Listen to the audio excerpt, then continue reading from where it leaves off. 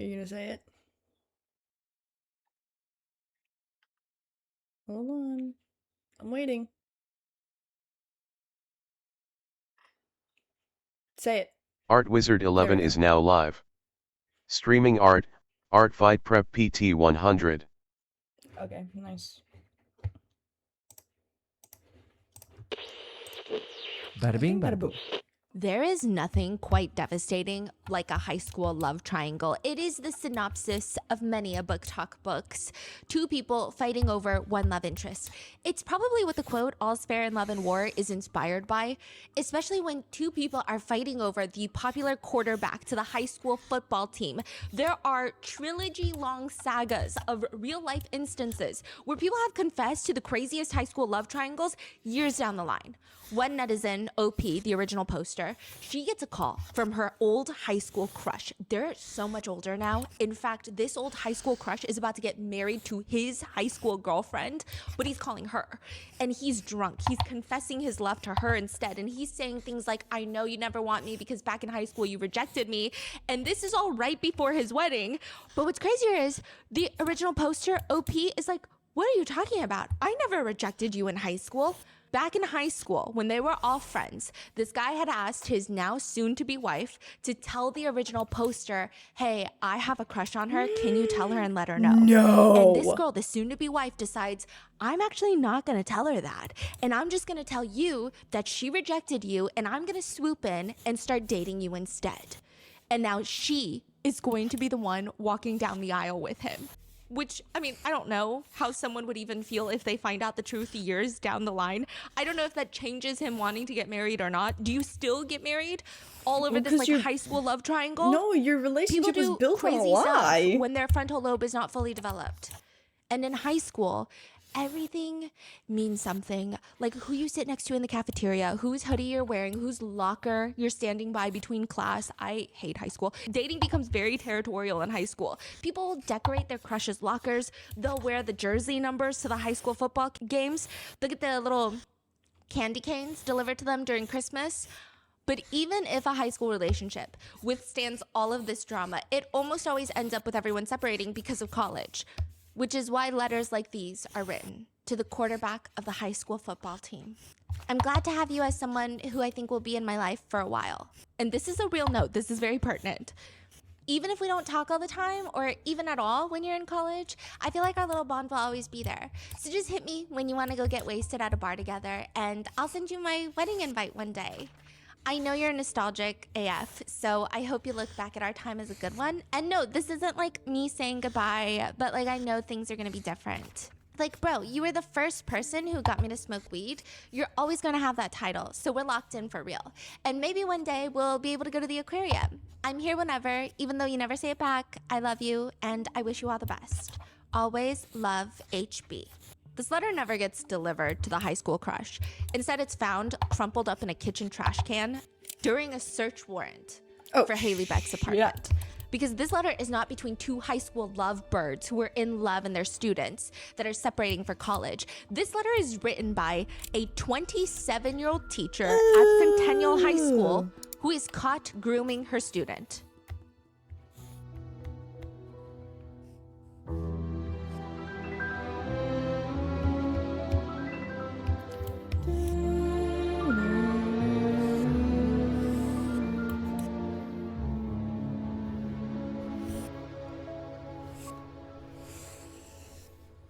We would like to thank today's sponsors who have made it possible for Rotten Mango to support the Joyful Heart Foundation, who are working to transform society's response to SADVCA and support survivors' healing with resources like education, advocacy, and policy change. This episode's partnerships have also made it possible to support Rotten Mango's growing team, and we'd also like to thank you guys for your continued support. As always, full show notes are available at RottenMangoPodcast.com. Today's case involves mentions of grooming, predators in particular positions of power, harassment, CSA. Please take care while watching today's today's episode. Take a break, put this on pause if you need to. We will see you back in the next episode. This episode is also currently ongoing, and so any information will be up to the date of publishing. And because there's no verdicts as of now and not even charges, all allegations are speculative, currently being investigated, and or only consist of publicly available information online. We did FOIA request this case, so we did receive like a 200-page police document. I will say, because there are no charges, there will be times where I'm quoting things from this police document, or I'm quoting other people talking about and referencing this police document. There's lots of labels of what this crime was. Some people are using the words like relationship and sex, but I just want to make it abundantly clear, this is none of those things. In my opinion, I think this is just a sex crime. I don't think that this is sex or a relationship. I think this is grooming. I think this is predatory behavior, and I think it's a crime. I think it's sexual assault. But because there are lots of people who reference it like that, likely because the victim is a male student, it's not me advocating for that. I'm just saying. So with that being said, let's get into it. Every high school has some sort of open secret. Married teachers are having affairs with each other. One netizen writes, quote, 2 PE teachers, one male and one female, they would vanish at the same time every day. She got pregnant. Her husband was also a teacher at our school, and like the whole building pretended we didn't know that that's not his baby. Dang. Which is a pretty common theme. Another netizen writes, 2 teachers had an affair and the woman's husband came to the school during lunch and beat the shit out of the other teacher in the hallway. The kids were filming it, but both teachers kept their jobs. And then it becomes one of those things that nobody really talks about openly anymore. Married parents of students are having affairs with other married parents, perhaps with a married teacher. One person stated that their high school had this weird open secret. The football coach was having a very public affair with one of the players' moms. She was at every practice, every game, always in his office. His wife was also a teacher at the school, and like the whole town knew. Another student says, our principal was sleeping with at least 2 different students' moms. He would schedule parent conferences during school hours. Like his secretary knew, his whole office staff knew, everyone knew. He eventually got promoted to district administrator. Yeah. Open secrets about how seriously everyone seems to take high school sports is a huge thing. Like one principal who would change her own son's grades so that he could play football. This is a common thing. One faculty member writes, the star quarterback had a GPA of 0.8. 0.8. Literally failing every class. But every quarter, his grades would magically adjust just enough so that he could play football. Every teacher knew it. Nobody was allowed to talk about it. Or another. Best player in our school basketball team got caught breaking into cars and robbing them, was kicked off the basketball team after they found his car full of all the valuables that were stolen. Half into the season, we're at the bottom. So the coach and the principal work out a deal and they get him back in. He ends up playing. We still lost though. The ASPCA provides critical care and trains others to do the same, improving the lives of animals and those who love them.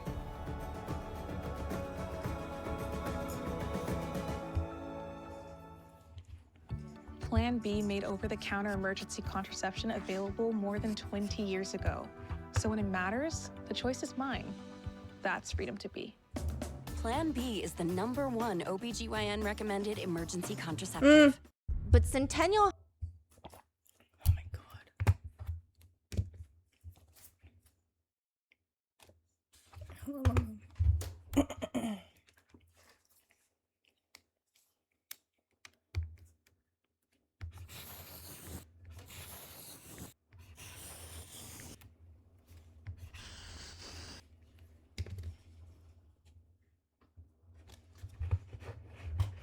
High school in Arizona, their open secret would start making national news. Centennial High School, Centennial High School, Centennial High School, Centennial High School in Peoria. Centennial High School is one of the entire state's premier athletic schools, particularly in football. So their team has won at least 8 state championships. The Centennial Coyotes are the 5A state champions! It's a heavy football school, meaning Friday nights, you drive by Centennial High School, it's going to be packed. Everybody's talking about what they're wearing to the game, who's playing, who's that. Everyone knows all the players, their numbers, all the players and their parents. Then the rest of the weekend, if you go to the best spots in town, like if you go Saturday brunch, you're going to run into people rehashing Friday night's game while eating brunch, and it's just high school football. Like, it's that serious. And I grew up in the South, so like I get high school football. And there is something much darker going on in Centennial High School than just football. It starts off more like an open secret. It's like a rumor. Nobody has proof, but it just feels weird. One student says, there were just things about the school that just kept getting swept under the rug. Look, I don't know the specifics, but everyone's heard the rumors. Like, there was this male Spanish teacher that was very friendly and flirty with the girl students last year. I don't know if anything happened, but he was fired before anything came up. And this is a real witness, a real student saying this to the police. Then there's the girls' soccer coach and psychology teacher. She's just kind of weird with her students, specifically her male students. She seems like one of those teachers that hates her female students but loves her male students, which is concerning, right? But she would just do this thing where she would constantly call out members of the football team, kids, students, out of their classes and then bring them to her classroom and like just hang out with them. I don't know, it was weird. Or she's constantly doing favors for them. She would let them leave the school campus to get food, which is generally not allowed. At some point, the other students and even some of their older, already graduated siblings are confused. Their parents are getting word of this. After hearing all of these rumors, one of the students decides to just ask one of the football players, like, you're always around the psychology teacher. Like, is that teacher being weird with you? Is something weird? Because I heard something weird's going on. He responds really cryptically. You'd have to ask the teacher that. Like, I'm not saying anything. What does that mean? Like, as in there's something to say, but you don't want to say it? But there is one student whose name keeps getting brought up in all of this with rumors about the psychology teacher. He's a football player, and we're going to be referring to him as Alex for the rest of the episode. That is not his real name. Anyone who is under 18 or even 18 but is a student, I'm not using any of their real names. Alex, just a fake name, like I said. But yeah, there's just like a rumor between Alex, like he's always around the psychology teacher. If you see her in the hallway, she always wants to be near him. I don't know, it's just sometimes he'll be in her classroom when it's not even his class. And that's not to say that Alex is strange. The teacher is the only strange one here in this scenario, but it's odd to the point that people called her out on it. And she states that the only reason her and Alex are so close is because they're like siblings. He's like her brother. Which I feel like when you hear people calling someone, oh, that's like my brother, there's only 3 ways this goes, okay? A, they are literally siblings or cousins or related by DNA in some way, shape, or form, which does not apply to this teacher and student. B, they grew up together and experienced a lot of hardship or something that they can relate to, which again, doesn't apply to this teacher and student dynamic. And C, when someone is trying to deflect and distract from the fact that they definitely do not see this individual as their brother.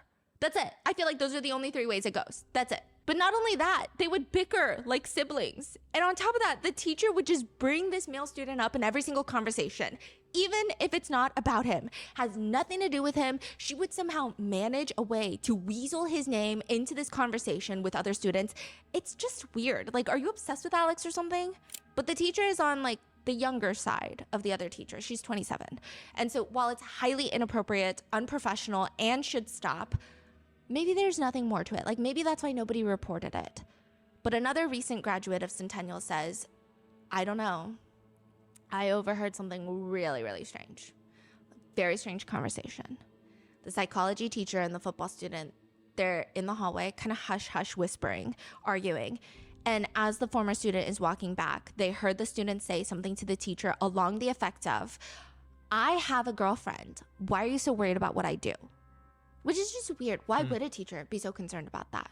Then there's the video rumor.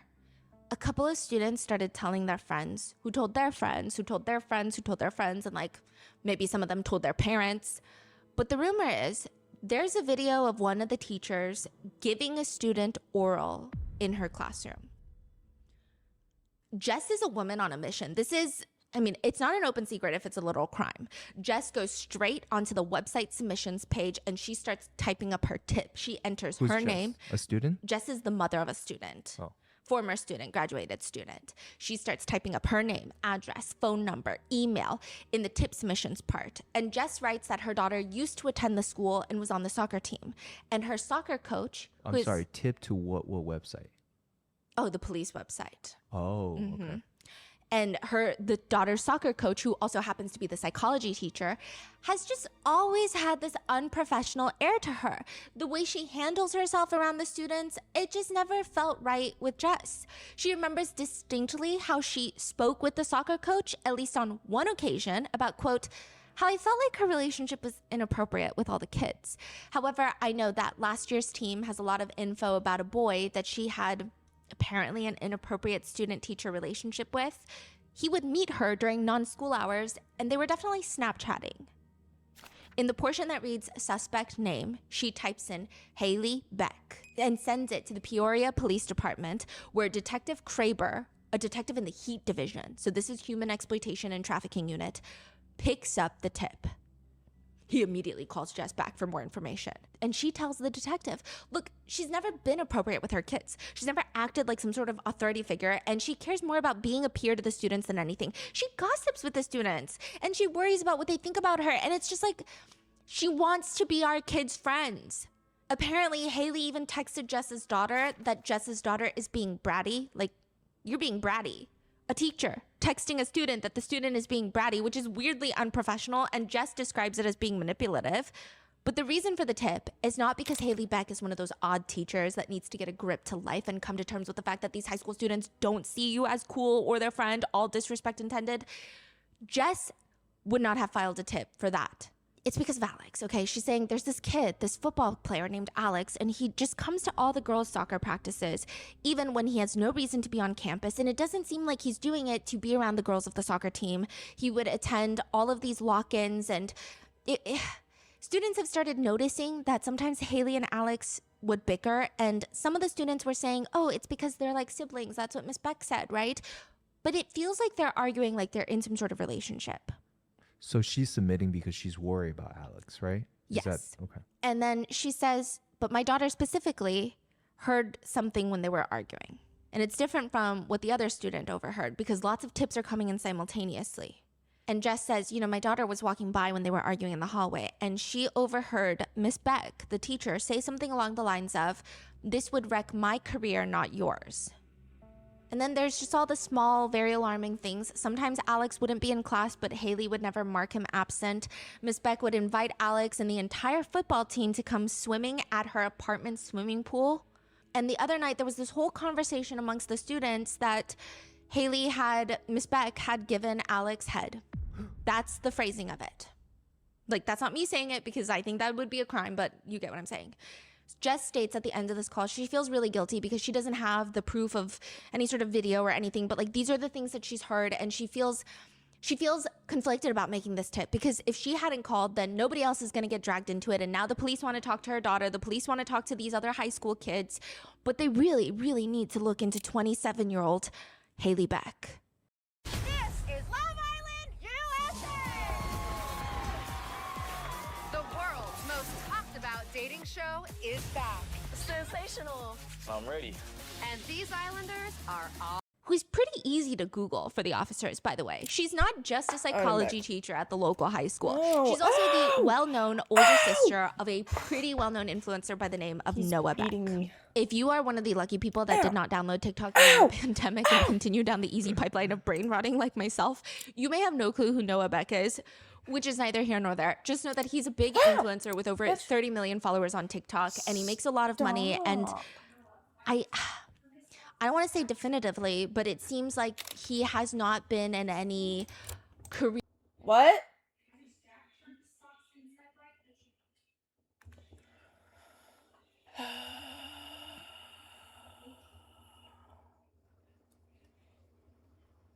Career-ending controversies. He seems unproblematic compared to some of the other TikTokers during that time period.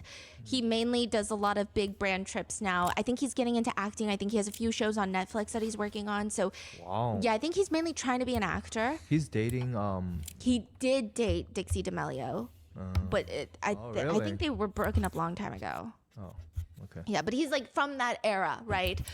But he makes a lot of money, which may or may not be the only tiny detail that will hold relevance to this later. But he also did some family vlogs that feature two of his sisters. So you've got Haley Beck, the oldest Beck child, and it appears that she's always had the going down the right path type of childhood, while her younger siblings, Tatum Beck, her younger sister, her younger brother, Noah Beck, were the troublemakers. That's how they talk about their relationships. Crazy. Haley Beck, everyone. This is the oldest of the Beck children. She's the middle. I'm the baby. They're like, Haley Beck is like the golden kid, the perfect child or whatever. Who's most likely to go to jail? Who has more common sense? Wow. And then Tatum Beck is like the troublemaker. She likes to throw pizzas at Haley Beck. She threw pizza at me. Oh my Why'd she do god. that? Okay, well. Got my hair. But is Haley Beck also a like influencer or not at all, or she's just only as a sister? Only as a sister. So she doesn't have her own TikTok and all of She that. does, but now not anymore. It's pretty much gone. But she was never famous for her TikTok. She was really only famous for being Noah Beck's sister. And I'm assuming everybody in school knows that too, right? That's Noah Beck's sister. Yeah, and apparently, oh my God, there's like this rumor. I couldn't confirm, but there were some anonymous students that were formerly in her class that said that because she's a psychology teacher, she would use Noah Beck and Dixie D'Amelio as personality references, which was just weird, very bizarre, very parasocial. That's very interesting because you were saying she wants to be a friend. Yeah. And her brother is basically the biggest star for high school kids. Yeah. Must play a lot of roles in her brain and her interaction with the kids, right? Yeah, which makes it, I think, more sick. Yeah. Not that Noah Beck did anything wrong. Yeah. He doesn't even live in Arizona anymore. So just pointing that out. But more on that later because there is a part about Noah Beck in the police report that is unverified, but we'll get there. Haley goes on to become a high school psychology teacher, and she says in an interview, teachers can have connections with kids, and I feel like that's one of the most important parts of teaching, because at the end of the day, you never know, like, I might be the only person in someone's life that does care, and so I try really hard to make that known in my teaching and in my interactions with students. and then there's really not much else about her until recently, where every single TikTok of Haley Beck in her classroom teaching has seemingly gone viral because there's a rumor that Haley Beck is the teacher in the video, where I would consider it essay, but oral is committed against a student. Do you remember the TikTok trend where two people would be running, filming each other? They take turns, so one person pretends to be the suspect, the other pretends to be the cop chasing the suspect, and as they're running, the cop, the one that's filming, will say something like, suspect is a 25-year-old and still takes a bubble bath every single day. Suspect can't grow a beard. Suspect can't grow a beard. The what one? You know, they're supposed to be oddly specific. You get it, you've seen it. Noah Beck has done one with his siblings a while back, and Haley Beck is running, and Noah Beck says, suspect's best friends are her students. And Haley stops running to say, they're nice to me. Suspect's best friends are our students. They're nice to me. Then another TikTok is dug up. Same trend, but this time it looks like it's Haley and another, maybe a teacher or a student in a cafeteria. And Haley is running through this empty cafeteria, and a girl's voice on the other end says, suspect has a cult following of high school boys. Suspect has a cult following of high school boys. And there is a TikTok that has since started going viral, which is a picture of Haley Beck in her class. And on the whiteboard behind her, it's written Mommy Beck. Whether she wrote that and told the students to call her Mommy Beck, whether one of the students wrote it and she just didn't erase it immediately, it's unclear. There's nothing inherently illegal or fireable in the videos of her in the classroom, at least the ones circulating online. Although I do think that she did break some school rules. Because I don't think you're allowed to have students' voices or their faces in any TikToks without the parents' consent. Oh, so she films TikToks. She also would like film TikToks in her classroom, and they were just so cringe. They've all been wiped from the internet, but you can see some reposts on TikTok where she just behaves in a way that I would never want my child anywhere near her, and I don't even have children. Like, what does that mean? She's the epitome of a teacher that I think is not all there in the head. She likes to sing at her desk while the students are trying to focus, and it's very like, oh, pay attention to me. Do you remember the 21st night of September? And then she'll be like, oops, sorry, I don't even know why I'm seeing that. And then there's another part, like this one really just grinds my gears. And I do think that I have at times a very uncomfortable cadence and tone of voice, and maybe there is some vocal fry in my throat. But with Haley Beck, this is a student. This is a professional setting. And she's talking to a student and she's like, Austin, stop. And And I'm like, what is fucking happening? Is there like a trend that she's doing, or just like clips of her life? These are clips of her life, and this is like at the time when a lot of teachers were filming themselves in classrooms. And then there was like a wave, a wave of teachers filming themselves. And then a lot of schools got mad. A lot of kids got mad. A lot of the internet got mad because they were like, you are like a toxic teacher. You're a weird teacher. So she has some of these, but I mean, maybe they're fireable offenses, but nothing inherently illegal in what has come up on TikTok.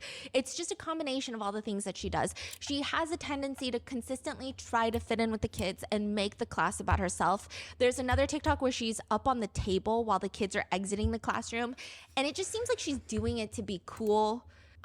What do you mean up on the table? Standing on? Yeah, and she's like watching them all leave. I don't know. Like, I just never had teachers really behave like that. It just makes you uncomfortable. She's bickering with students. Later, another student would say that the football boys and Haley Beck would constantly be making TikToks in her classroom. So I guess like the football boys would post their own TikToks. And that Haley Beck started acting more like a friend rather than a coach or a teacher. The football guys would always be behind her desk joking around with her. There is this one picture that one of the football guys took. Boys, children, students, okay, just emphasis. He's sitting at her, what it seems to be her chair, and she's leaned over her desk, and it's just like the most weird body language, highly uncomfortable. One student says, Miss Beck would be teaching her class, and suddenly when the football players came in, she would stop teaching and just talk to them. And the way that they talked would be like that middle school teasing, flirting type of dynamic. There's also this newly circulating TikTok of a male student filming himself. I'm not gonna post it, but it has gone viral. He's likely under the influence given the caption, but he's stating that he invited Haley Beck to pull up to his grad party, and she did. And now she's another student's partner in pong. I'm assuming beer pong. I don't know if there's beer in there or if it's Gatorade. Probably not Gatorade, it's probably beer. But he flips the camera, and sure enough, there's Haley Beck at a house party. You see anything that looks like me? Don't go near it.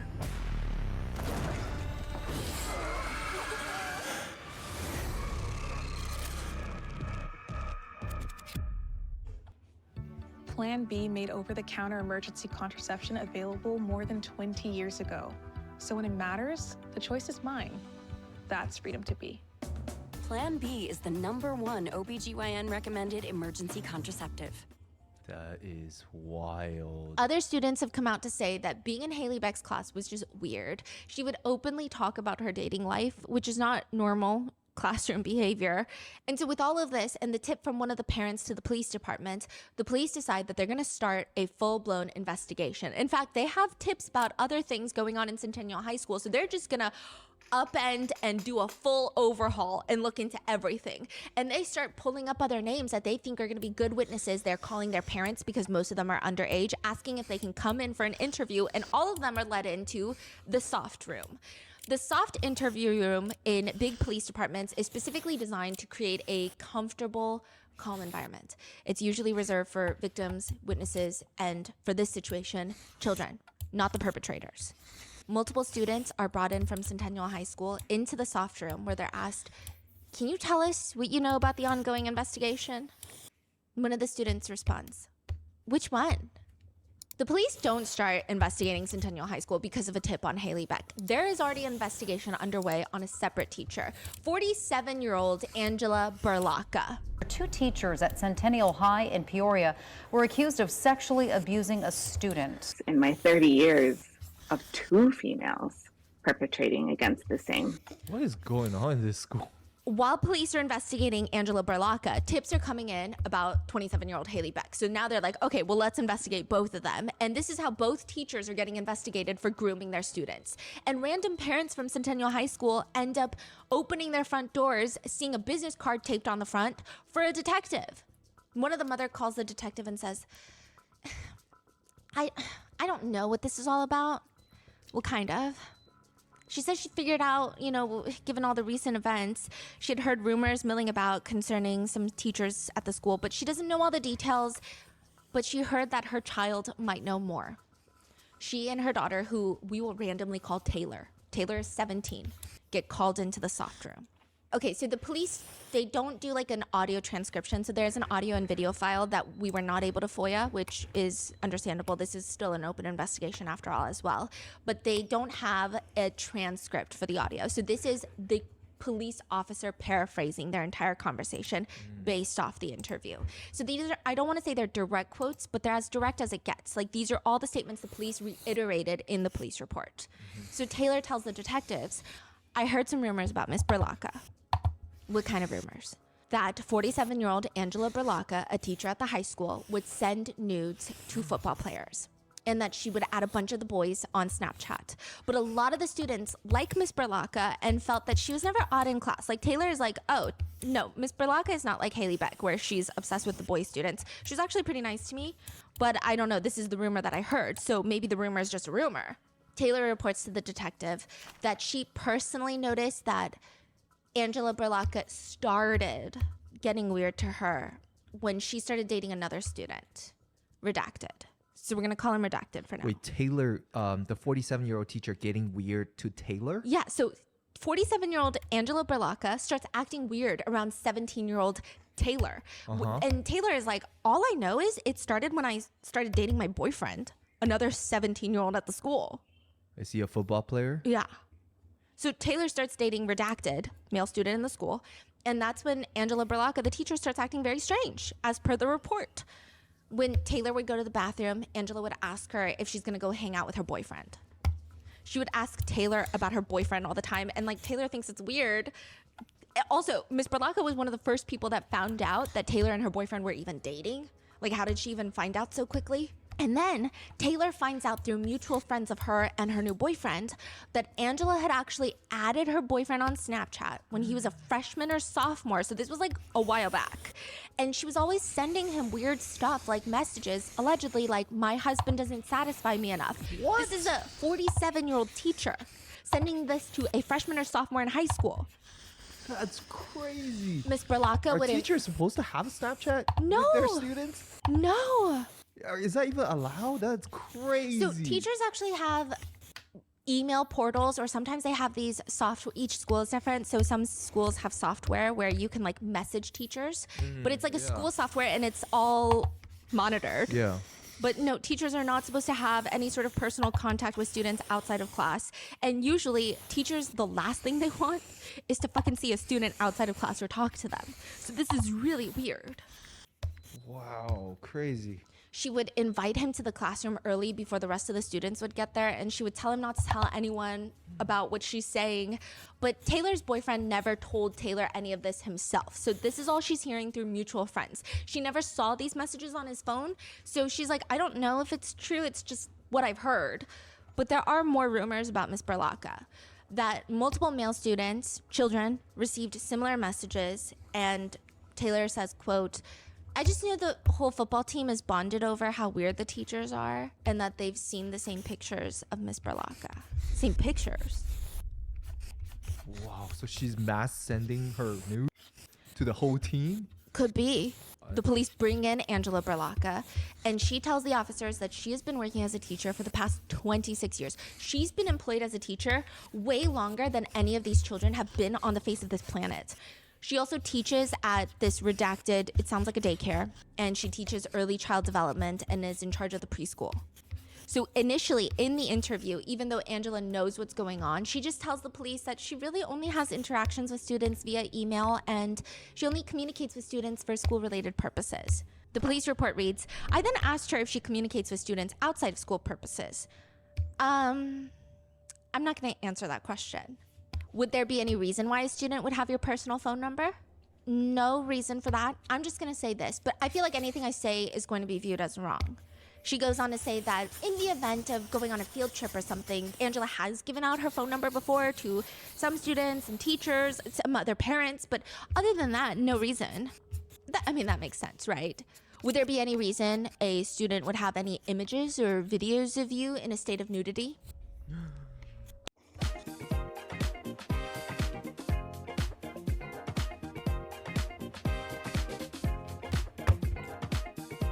Angela immediately states that she's not going to answer the question and requests an attorney, thus ending the interview.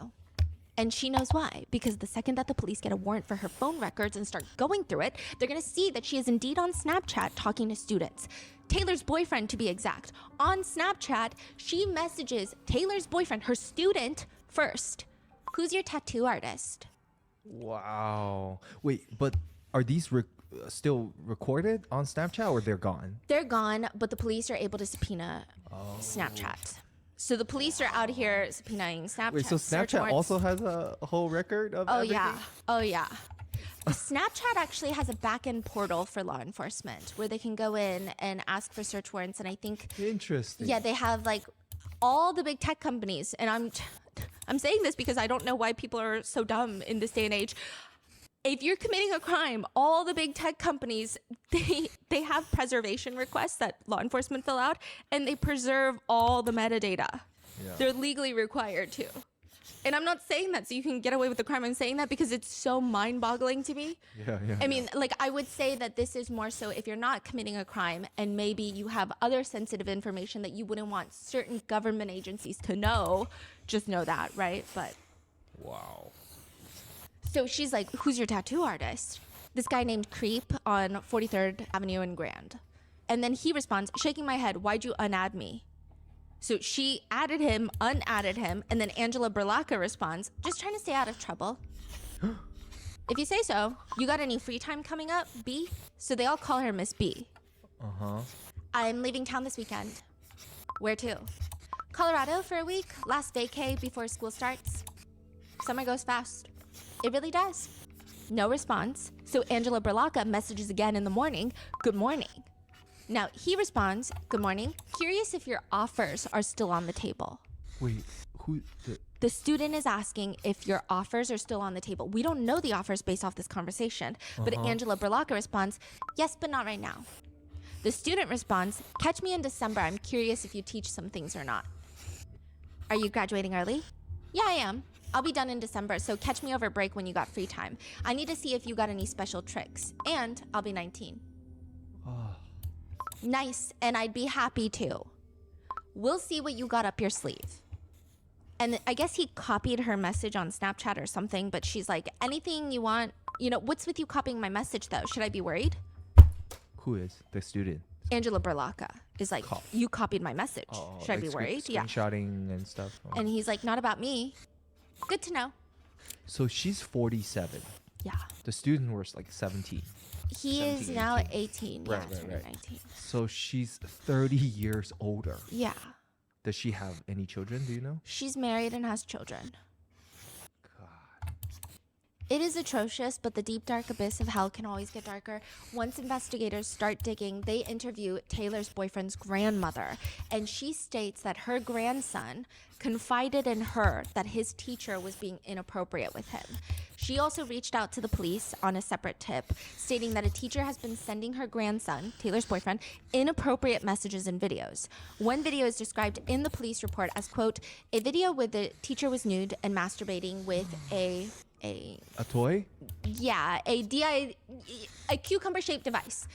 In addition to this, the female teacher was saying Redacted's name in the video, as well as stating that she wants to S him dry. The video footage shows the teacher's face as well as identifying tattoos.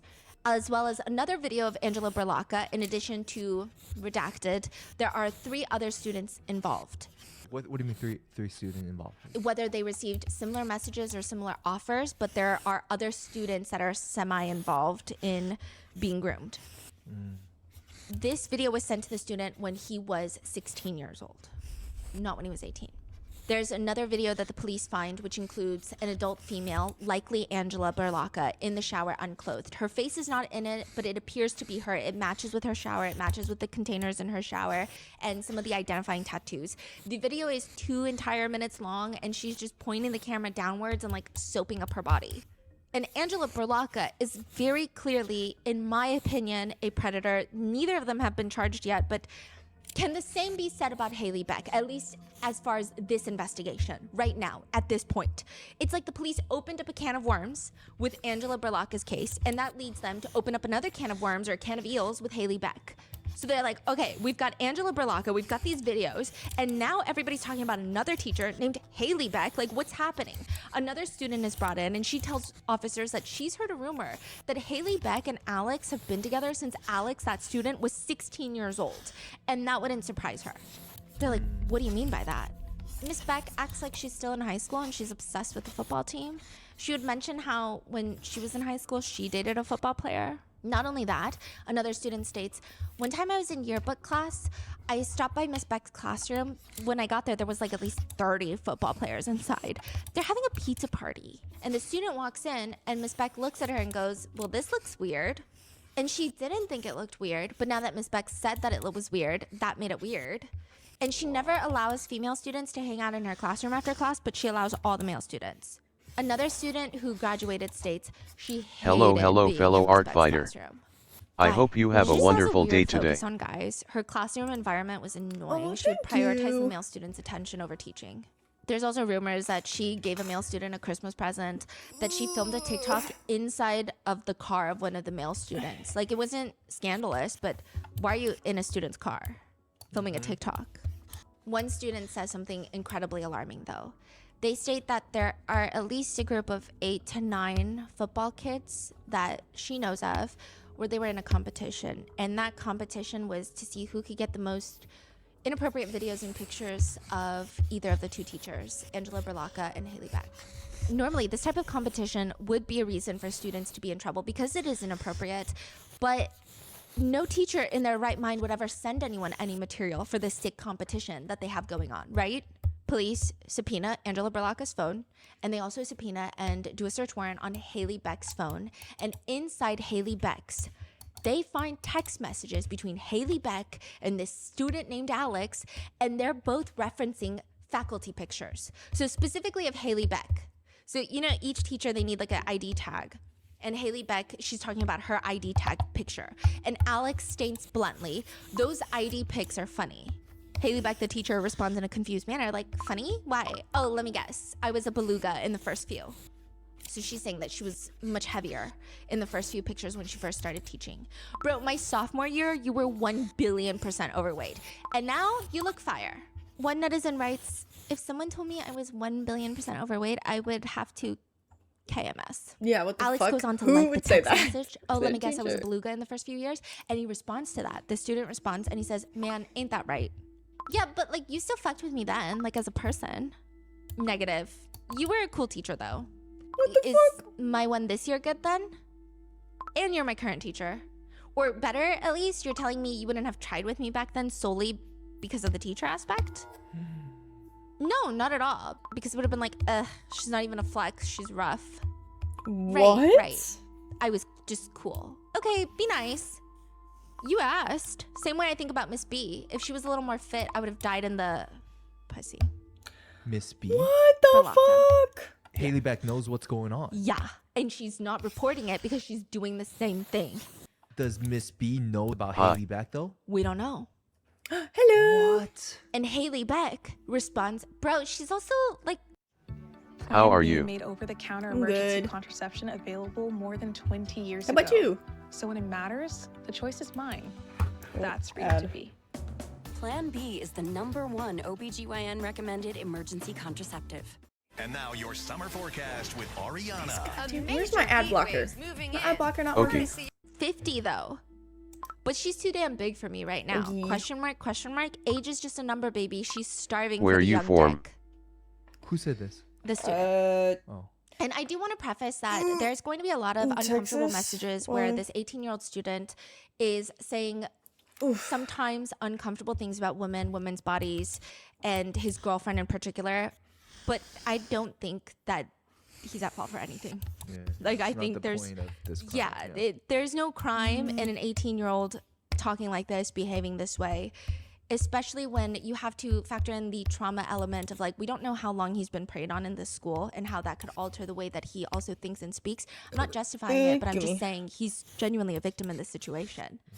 Haley responds, I mean, yeah, I guess, even though our situation is still not right, at least we're closer in age. I don't like being Actually, compared I to have Miss an B. offer. May I share Nah. it? Jealous? Yeah. She's jealous that someone else is grooming her victim. And he responds, nah, 100%. It's had more Depends. normalized. Like, if I'm 25 can and you're share it, 33, but who cares? But if I'm 25 and like- she's 55, holy gilf. Alex likes the message that Haley sends of not wanting Sorry, to be it's just me and my brother both, when streaming, have gotten. Actually, I do some art stuff for Twitch streamers. Yep, there we go. So I'd like to do something really great for your channel at very affordable prices. Like logo, banner overlay, animated emotes, sub badges, etc. Look, I'm gonna be for real with you. I get the hustle as a fellow artist. I get it. But maybe coming into an art channel and promoting your art to do my stuff isn't the best place to go. Because at the end of the day, like, if I want a logo, banner, overlay, animated emotes, like, or badges, I can do that myself. And I have done it myself. I do have a banner that I drew myself. Again, no hate, no shade. But also, there's a ton of people who come in, not more often now, but earlier, where like they just promote their art and try and do like Twitch stream, like for Twitch streamers, and it just looks like a scam, bro. So if you're really not a scam and you're like genuinely trying to promote your art, that's cool. But just so you know, that's how it looks, because a lot of people are doing that. So thanks, but no thanks. If I need all that stuff, I'll just draw it myself. It's free for me.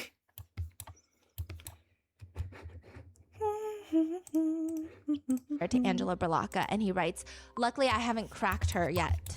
Right, like this sounds more normal. Like an older woman, go you. Sick. I can't even look at her without thinking of her literal vagina.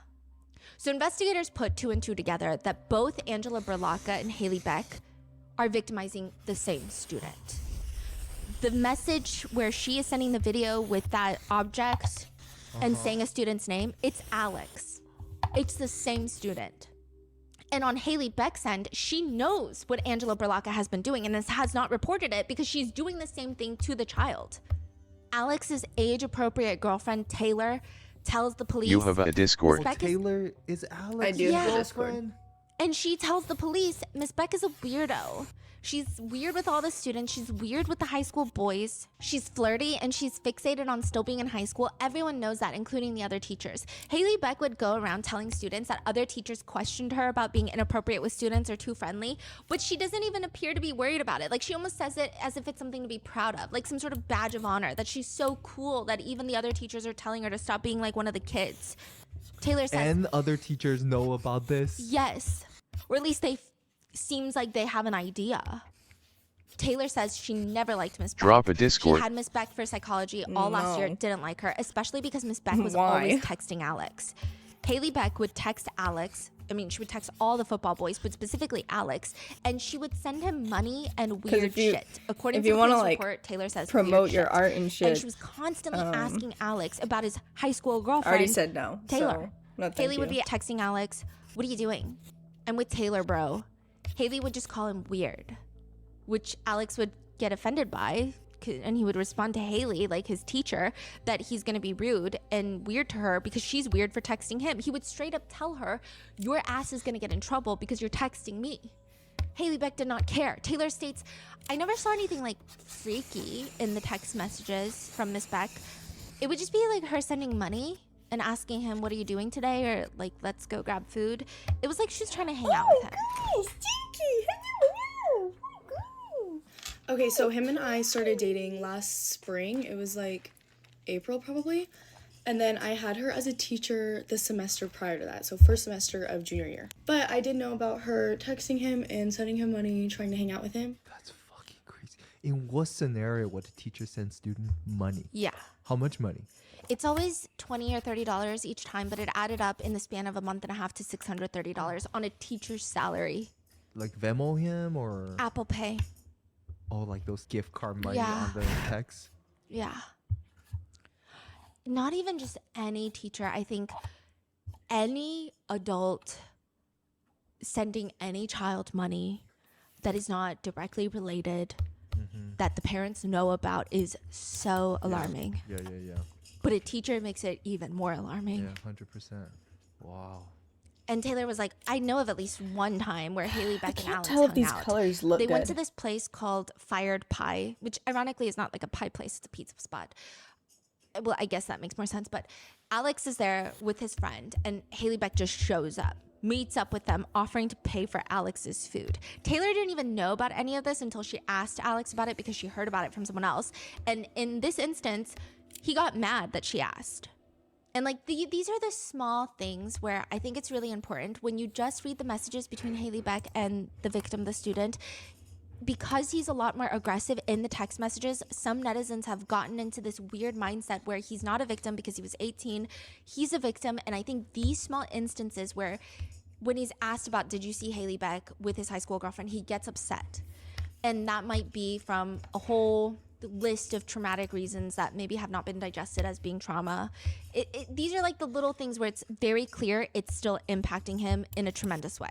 So he got mad and he didn't want to talk about it. Now the whole thing is odd. Taylor says that Haley Beck was constantly just like texting Alex as if they were friends or something. Like she would send him pictures, selfies, not like inappropriate or freaky. That's how she phrases it, though they are inappropriate. But just like pictures of herself. And she would just be asking, oh, should I post these on Instagram? Like he's some sort of social media manager, to which Alex would respond, I don't know. Or sometimes he would just not respond at all. What would happen then? The detective is asking. Miss Beck would get mad. Also, Haley Beck would constantly save photos of Alex on her Snapchat. And Taylor, a 17-year-old, is telling the detective, because the detective is like, why do you think she did that? And she's like, I don't know if maybe like Alex looked good in the photos or what. I don't know. And if you read the 200-page police document, these are the moments where I feel like, okay, this is where you see the impact on these kids, because we know why Haley is saving those pictures, but this is a 17-year-old girl who is just confused why a teacher is saving the pictures to begin with, and she's trying to come up with reasons in her mind. I think these are very impactful moments that should be remembered. But the police report reads, Taylor, quote, told Alex that Miss Beck was chasing him and that what Miss Beck was doing was weird, and Miss Beck is not all that. And then March of 2025, there was this whole incident where Taylor is in the car with Alex and he's saying that he needs to drop off his school computer because someone is going to do his homework for him. And she's like, who? Who's going to do your homework? Where are you dropping off your laptop? Like your school laptop? He's not responding. So she's like, okay, I'm just not going to question it then. They go and they drop off his computer. She doesn't see who he hands it to, but now she's connecting the dots and it's very clear that it was Haley Beck's apartment. So she connected the dots then. And then later, she sees text messages from Haley Beck to Alex that read along the lines of, the computer is charged. She turned in all the assignments except for one because the computer died.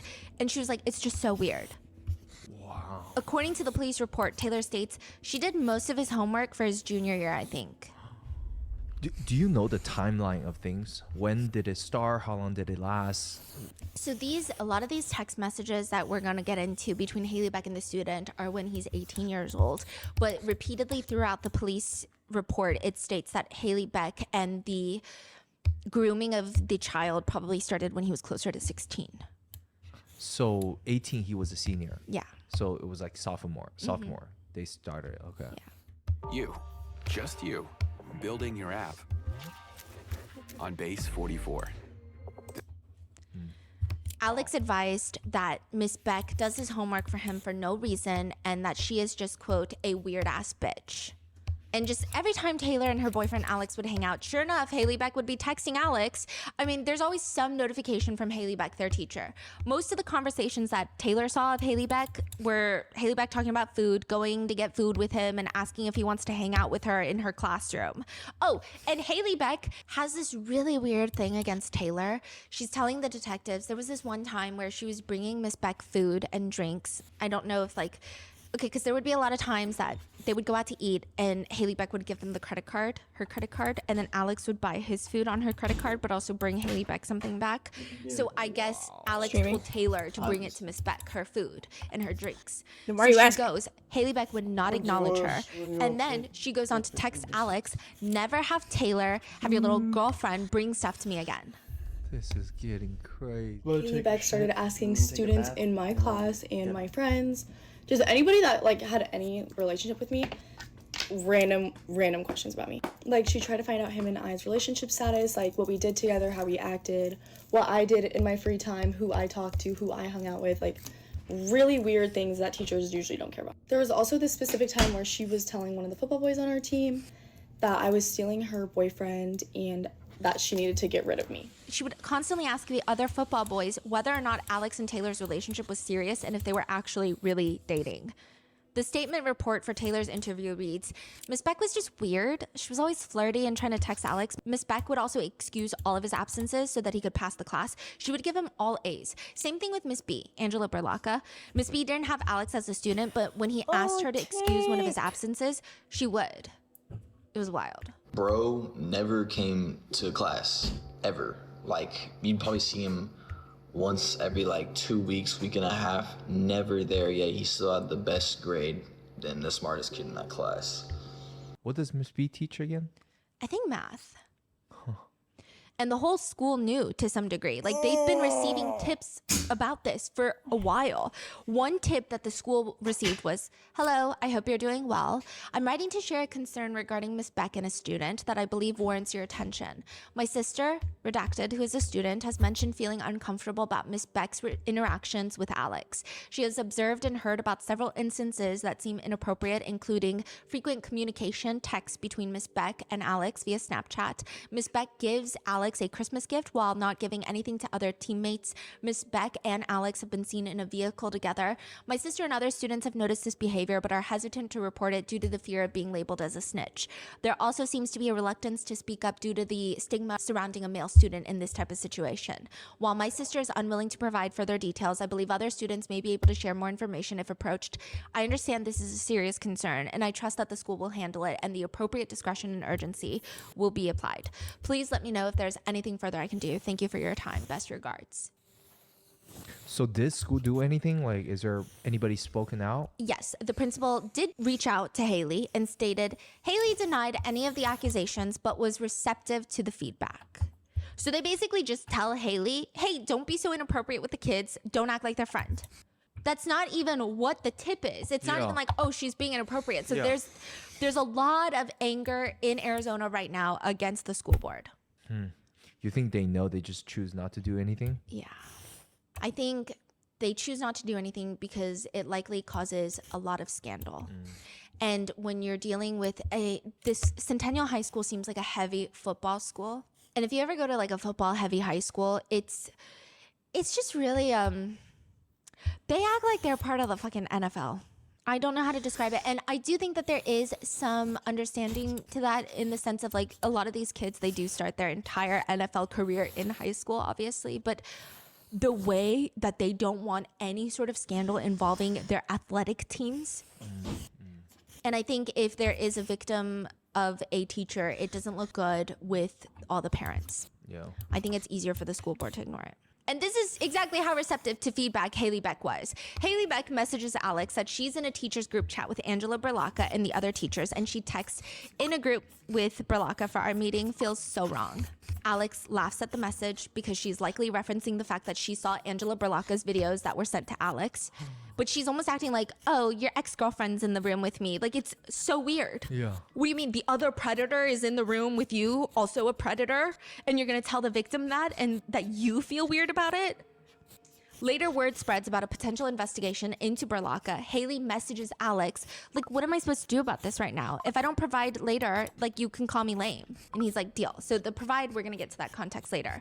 But she's like, kind of freaking out. Delete everything about me in your phone, probably. I don't think it's about you, though. So she's saying, like, I'm freaking out about this investigation. And the victim is like, delete everything about me in your phone, probably. I don't think it's about you, though. I think Miss B is in some shit, and they're trying to get me in for questioning. Haley Beck is saying, everything has been deleted. You do the same. But let me know what it's about. I'm nervous. I have no clue. I think she just got caught up with some other kids, and they said my name, and it got brought up. Are these texts or Snapchat? Some of these are Snapchat. Yeah.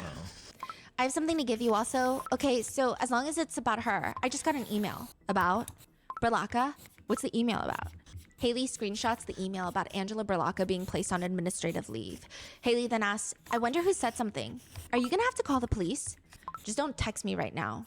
They can eat a dick. I don't know anything at all. Okay, I don't know what they're talking about. I don't know what's going on. All right, well, I hope you're not like weird with me or something, but okay. Wait. There is an investigation going on into Angela Berlocca, and Yeah. Haley Beck is worried about him being weird with her, like Yeah. pulling away from her. What is going on in her head? He's the one that's like, delete everything, like, get a grip. Yeah, exactly. He's like, nah, just trying not to create any new situations. I mean, you see this shit in front of your face, like, just wanting to be like updated about your stuff, really. Like, yeah, this is like a you and me thing, though. Not that it's right, but others were involved with her, so no need to get automatically standoffish with me, though. He goes on to state that the police, quote, they showed up at my door banging on it at 6 a.m. on the first day of school and fucked up every plan we had up there. Didn't get to talk to any coaches or any people or anything. Wait, what? They came to your house? I gotta go. Delete this shit. You're being weird, but okay. Yo, my jaw is on the ground. Yeah. What is going on? If you were to redact both names in the messages, it's hard to say which ones are Haley Beck and which ones are the victim, because at times it appears the victim seems to have a stronger grip on reality and the circumstances, and that's not excusing anything for Haley Beck. That's just emphasizing how perverted everything is. Even the victim is more aware of the happenings and what the implications could be, rather than Haley, the perpetrator. And somehow it all gets worse, exponentially worse, with all the other messages between Haley Beck and her student.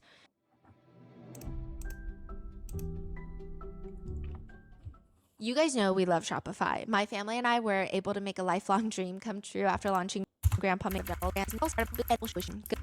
You see anything that looks like me? Don't go near it.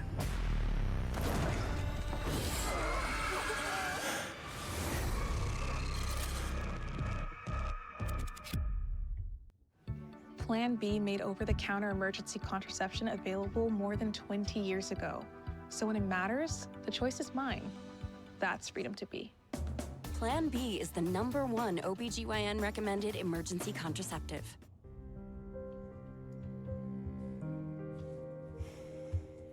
You wouldn't hire a dentist for heart surgery or a plumber for your taxes. Hiring the wrong people can be disastrous, which is exactly where Morgan & Morgan come in. Morgan & Morgan focuses on cases where individuals have been harmed due to negligence, unsafe conditions, or wrongful conduct. Their contingency fee basis, meaning their fee is free unless they win, allows individuals and families to pursue legal representation without worrying about paying out-of-pocket legal costs during an already difficult time.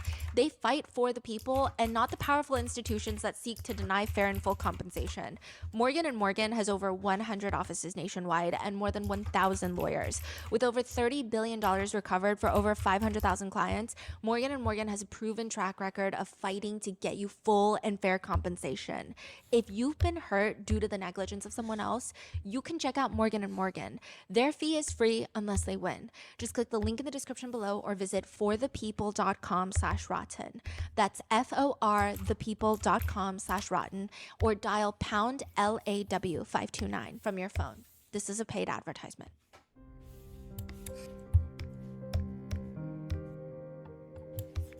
It doesn't happen all the time, but when it does, it is usually a highly coordinated event to go to the movies. You have to make sure you're in the right parking lot, you have the right tickets, the right seat, and then when you're done watching the movie, you have to make sure that your eyes quickly adjust to the sunlight outside before you call your partner. Because they're at the house going through everything. Your partner is going through the trash, the laundry baskets. It is invasive, but that is exactly how you carry out a search warrant. Haley is at the movies with one of her girlfriends, age-appropriate girlfriends, when one of the cops are searching her entire apartment. When she gets back, she's asking, well, can I go into the apartment and grab some water? Wait, it's like a secret search, or? It's a search warrant, so they typically don't want the target inside the house. Oh, so they told her to leave. No, they were just scouting. So one partner is in the car watching Haley, driving around, following her. She goes into the movies, and the other partner is at Haley's house. They get in through management, and they're searching the entire apartment. So they don't even need to tell her. It's like They do need to tell her when she gets back. But they can search first and then tell her? Mm-hmm. I didn't know that. Yeah, so they get back. And Haley is grabbing water. You know, they're trying to watch her so that she's not touching anything. She's just at the kitchen sink. And that's when not Haley, but her friend that she went to the movies with, turns to one of the cops and says, "Hey, you were sitting behind us at the movies." And that's how you execute a search warrant. Did she get caught by shock, or is this already in the midst of this investigation she's aware of? She's aware of Angela Berlocca being investigated, but I don't think that she knew that she was being investigated. So this is a total surprise. Yeah. To her, because Yeah. I think that she is... She thought everything was good. She wanted to maintain this relationship or whatever. I think it's a shock to her because she has nothing in that mind of hers other than predatory intentions. But with someone who might have had a few more neurons, they would not be surprised. Right. So she came home. She's like, whoa, police just went. Exactly. Okay. And she's like, okay, well, let me talk to the officers. And she says, no, my relationship with the student Alex has been strictly professional.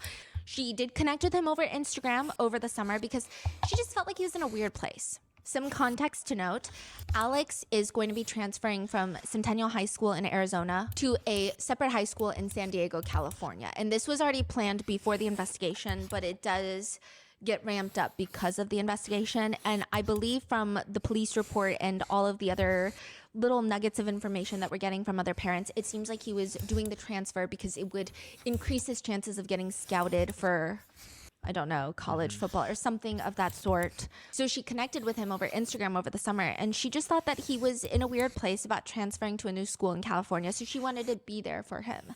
And according to the police report, quote, Haley said she felt like she and Alex had a good student-teacher relationship, and he felt comfortable talking about issues with her.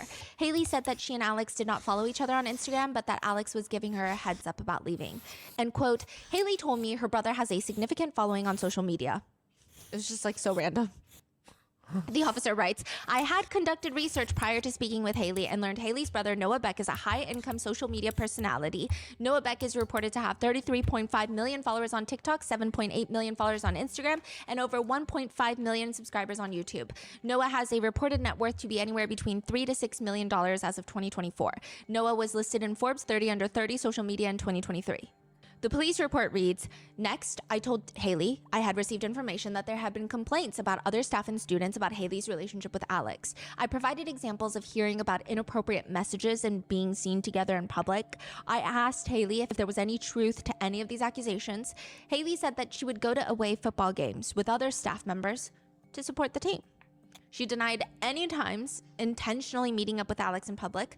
She provided examples of randomly seeing Alex at local restaurants, but was never a planned meeting. Haley said Alex's residence is a few blocks from her parents' house.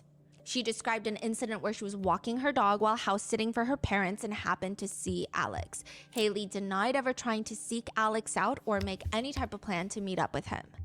Further, it reads, when asked why allegations of an inappropriate relationship between Haley and Alex would be made against her, she chuckled and said she had a few ideas. Haley said Alex is a very sociable person and popular at school. He is, quote, good with his words, and she has seen it in action when Alex talks to girls in class. Haley continued and said the previous semester Alex's attendance was poor. She had voiced to Alex, and he said that going to college was important to him. So Haley helped Alex with his attendance by opening up her classroom to him after school to make up for his attendance. She felt because of this, the rumors started about Alex and Haley. She said that she is equally close to her soccer students, but because they're girls, that's not talked about. She has confided in other teachers and was told, yeah, younger teachers go through this. She also just like casually brings up a lot of students go to the pool at her apartment complex. So they would know where she lives, which sounds very convenient. I told Haley that it had been brought up during the investigation. There was a video of Haley performing oral sex on Alex, and I asked if that were true. Haley adamantly denies and said absolutely not. Like, that is one thing I would say 100% deny. She said it was insane that this would even be alleged. I then asked Haley if there was ever a sexual relationship with Alex before and or after he turned 18, and she said no. Haley was adamant Alex has never come to her apartment and she has never had a relationship outside of a student-teacher relationship. I'm still unsure exactly how many times someone has to be bonked on the head to get to the point where they truly believe that they can delete shit off their devices, but I think the number is low considering how many people are under this impression that out of sight, out of mind. Okay, surely if it doesn't show up on my end of the screen, police can't find it. In the span of 1.5 months, there are 4,000 messages between Haley Beck and Alex. Haley Beck is a teacher, Alex is still a student. Yes, he's 18 years old, but honestly, in my book, that means nothing. He's still her student. She's in the position of power. It doesn't matter that he's 18. It's stated in the police report. that these messages started when he was 16 years old, although most of the messages included in the police report are when he's 18, but they started when he was 16. Here is pretty much every single message detailed in the 200-page police report, and though Haley Beck has not been arrested nor charged with anything as of right now, I feel, based off the messages, that crimes have been committed. We will just have to see if charges are pressed, but here are text messages with strong evidentiary value. I will note that some messages are missing context. I'm excluding the parts that seem irrelevant and then filling in some contextual gaps as we go. But one message thread reads, and this is Haley trying to find a way to meet up with Alex, which seems to be something that she consistently does. She is always the one trying to see him, meet up with him, initiating plans to see him. She texts, well, are we like picking up drive-thru? Like, what's the vibe? I don't got all day. I gotta get ready to leave at 7 a.m. tomorrow, but probably like a car mukbang. And then the police report is like detailing what a mukbang is. And then he just requests money, which she sends the requested amount, which it's unclear how much this time, but it's always like $20 or $30 each time. But it adds up very quickly, like I said. Haley sends him the money and then she texts, you know, you could always just get your nut off with me. Like doing it? Yeah. And when he tells her that she's sick, because she's sick in the head, she says, God forbid a girl offer her services. You're not a girl, you're a 27-year-old woman and a teacher who would probably be better off behind bars. But he responds, you're funny. But I'm also serious. Just call me if you're feeling crazy. He laughs at her message, maybe tonight. Or we could keep it PG and get froyo, but like, you know, all it takes is me just driving to you, so. Yep, I'll see. I feel bad, but I want to go to the dispo. TXU Energy free nights and cool summer. Finally, a plan that boldly goes where no free nights plan has gone before. Daytime with an automatic bonus. That's one giant leap for Texans. It's a new frontier for free nights. TXU Energy. This is Love Island, USA! The world's most talked about dating. The dispo is like a marijuana dispensary, but I can't because I have a dinner right now and I have to pack and shit still, so it's gonna be closed by the time that I can leave. So I'm asking you if you can go for me and just like pick that shit up, then I'll hit you when I'm done with dinner. Yeah, I can do that. What? Do you want me to like grab something from dispo and then come to you? I'm still here at Sushi downtown, so that buys you some time. No, don't come straight here. Wait till I text you. Don't text me though. Is marijuana legal there? Yeah, but Yeah, that's crazy. a teacher buying. Yeah. Holy. Yeah, just get another like infused, any flavor to be honest. Don't text. I'll text you later. Just stay at my place. I'll drive you to the airport tomorrow. Joking. Loki might ask you to. Whatevs, I'm on my way now. If you don't hear from me in 15, send a search party because I probably crashed from falling asleep.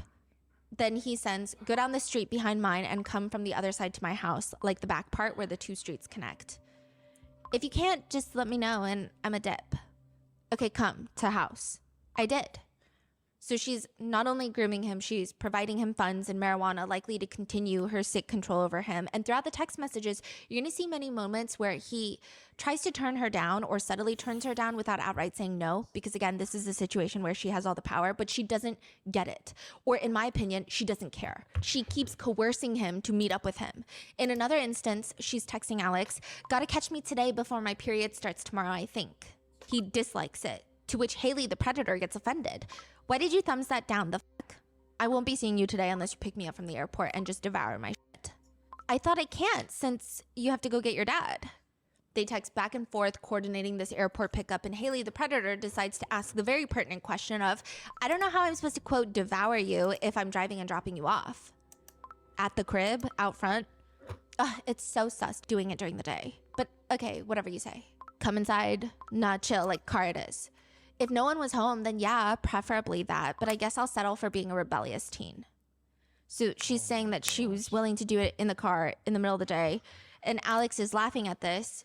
And I think it's one of the reasons that this case has, again, gone so viral, especially through the messages, is the fact that the victim in real time calls her out on her predatory behavior, and she does not care. And I don't want to say delusional, because that almost gives her a pass. She's just disgusting and won't let, yeah, she's just disgusting. Alex points out to Haley, the teacher, yep, just like always, a big kid stuck in high school, f***ing a high schooler, crazy, the world we live in, am I right? Damn, Haley, he said that. yeah.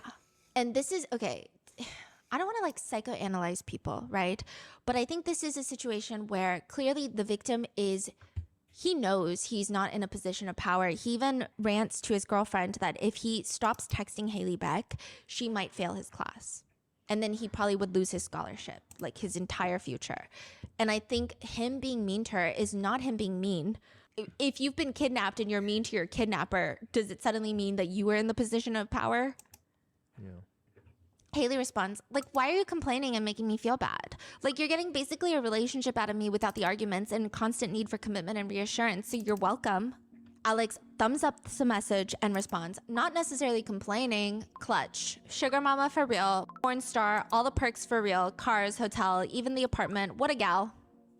Yeah, and all the while you have a girlfriend on the side, but at least you know that I'm not gonna start with arguments with you randomly. Like, I don't know if this is supposed to be a compliment or offensive. Compliment, you're just not in a porn star body, that's all. Alex then likes the comment that he has a girlfriend on the side and he responds, I live a wild life, what can I say? And he responds to Haley saying that at least she doesn't start arguments with him randomly, to which Alex responds, cap. And Haley's response is, and there's the insult. Is it really an insult if it's just a fact? So is this you admitting you have a girlfriend? Because if that's the case, I'm not doing nothing with you. I don't have a girlfriend for real. Okay, thank you. I really hope you aren't trolling me though. Because weirdly, like that is when I would cut everything off. Like us being cool, just like my physical and money services. So I hope you aren't lying just to keep it. More on the money part later, but she's talking about her services and Alex laughs at the message and he responds, nah, for sure. I mean, if I was 27 and I had a boyfriend that was a cop, she's dating a cop, allegedly. What? While I'm breaking the law. Are you kidding me? Yeah. And where is he in all of this? We don't know. Probably not involved. Mind blown. That's yeah. fucking crazy. And he points it out. He's like, I mean, if I was 27 and I had a boyfriend that was, in caps, a cop, while I'm breaking the law with my student, I'd probably be conservative with my services as well. But I don't know. I don't have any insight. That's just a thought. Then later in messages, Haley messages that she's just about 20 minutes away, which is, quote, not too bad to go see him. And she says, so when you leave the gym, I'll leave. He's like, I just left. Okay, so should I leave? I'm just trying to get my dick sucked, so you let me know. Yeah, so I can leave. I'll be there in like 20. All right. Like 5 away. Do you want me to pull up in front of your house? A little before, not in a light. So like not at the light, I guess. Be there in 2. Literally, I was already like walked out fresh out of the shower and as soon as I get downstairs, the sharpest pain in my stomach ever, straight bubble guts. So he's saying like his stomach hurts. This is the same thread? Yeah. Okay. It's unclear if she met up with him and assaulted him, but I don't know how much clearer the messages can be that something has at least on multiple occasions occurred. But there are further messages where they're making more plans to meet up once more. And of course, it's always Haley initiating. Let me know if you need me tomorrow during your tattoo time because I'm gonna be in Scottsdale. Then I have to make my way back over here by 6 for Pilates. But then after, if you're not doing anything, we can get froyo. My period started, so I have an excuse. She then quickly messages, but good thing I can still use my mouth, which Alex laughs at her message. In another thread of messages, Haley is talking about eating and she says, no, for real, I can't wait to put this burrito in my mouth. Alex responds, wow, want to put something else in your mouth? I mean, yeah, dumb question. All right, for sure. Let me know when you're outside. Nah, I wish, but I'm staying at my friend's tonight. That's why I'm saying tomorrow. Lame. I know, bummer. What are you doing tomorrow? Take your 30-year-old ass home. What are you still having sleepovers for? Shaking my damn head. I'm hungry. Fuck, my house is empty. I'm gonna go to sleep. Like he's again calling her out like you're fucking 30. Like I don't think this is aggression about a sleepover. It's just like Yeah. And she's like, cause I drank and I'm being responsible. I'm about to smoke a selfie. I don't know what that means, okay, but here we go. Brother, what are you doing tomorrow? I'll suck your dick then. You're gonna pass out. I don't know yet, okay? I know, after I eat this burrito, I'm gonna pass out. Okay, well, add me to your plans. If I get an opening, I should. Oh, cut it. You don't know what you're doing, but you're saying that if you get an opening, okay, interesting. Like, prioritize me if you want my mouth around your D. And she spells it out, but... Even the police are getting dumbfounded on how to label these messages, with the description of this text thread just being, quote, in these messages, Haley and Alex have a conversation about the Kesha concert Haley attended, and there is reference about Haley performing oral sex, and Haley blatantly tells Alex she will suck your dick tomorrow. In another set of messages, Haley offers to come see Alex and help him turn his brain off, to which he responds quite vulgarly, and just get my balls licked. Sure, if that's what you want, balls licked, sucked, let's run it. I don't even... But like, come now if you're at all available, or just confirm you'll come at 11 so I know to stay up, LOL, before I get too tired to perform well. In another message, Alex states outright disturbingly, bro, you blow my every chance you get. Taylor, Alex's girlfriend, tells the police, again, Haley would just always send money, and it was so random. Alex figured that he could take it to his advantage because then he wouldn't need a part-time job and he could focus on football. So he would just text things to Haley like, hey, you want to get me a pizza? And Haley would just like promptly send over $30. If Alex was leaving campus for lunch, Haley would give him her card to buy lunch. Alex's girlfriend Taylor would state that there was at least one instance where Haley Beck sent Alex money. Plan B made over-the-counter emergency contraception available more than 20 years ago. So when it matters, the choice is mine. That's freedom to be. Plan B is the #1 OBGYN recommended emergency contraceptive. I feel like something's coming. Tell me what's happening. We are in for a treat. Let's start, shall we?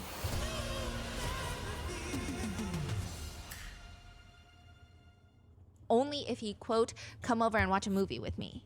It's unclear to Taylor if he ever went to watch a movie, but like, it was weird. And it's pretty clear to authorities that it doesn't just seem like Haley Beck used her power imbalance over Alex. She also seemingly tried to control him with her money. And again, it's easy for someone to say, oh, well, the victim could have easily just gotten a part-time job and like they didn't want to do this because they wanted the money and they didn't want to cut it off. That's not true at all. There are multiple instances where Alex tells his girlfriend that he's worried that if he cuts off Haley Beck, that she's going to retaliate. And in any situation, regardless of their age, it's not unnatural for victims to then start thinking, well, at least I can try and get something out of this situation, because it's easier for our brains to process that than it is to process abuse. There are messages between Haley and Alex is texting her, are you going to be daily allowance service for this trip? So I'm not sure what trip it is. It could be like an away game, family vacation, but Haley is not attending, and Alex inquires, do we set a benchmark or do I just ask by the item? Like, what are we thinking here? Haley sends him a photo of a phone game with the words, have you ever played this game? I feel like you would like it. And then she responds to him, this sounds like an official business deal.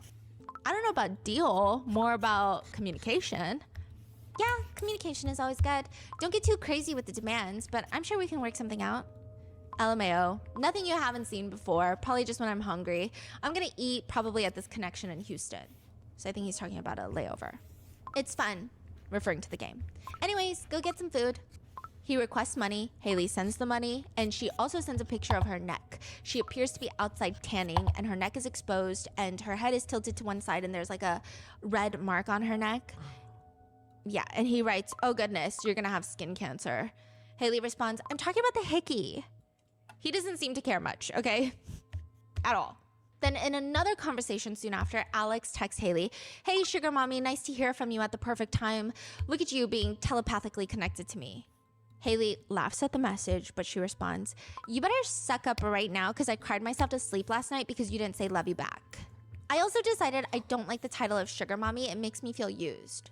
Alex responds, oh gosh, what title do you prefer? Crybaby? Watch it. I'm just being dramatic. I didn't cry, but I was visibly shocked. I prefer like darling or doll, always suffices. I fell asleep, big whoop. And then he requests money. And he writes, sugar baby requesting money from doll-face sugar mama. Later, Haley Beck texts, if I cut you off from the money benefit from all of this, I really fear you would never speak to me. I don't know if we should try to find out. Is that a threat? I think you would miss me for just like a little bit. But enjoy your expensive Fort Lauderdale pregnant lady beach tacos.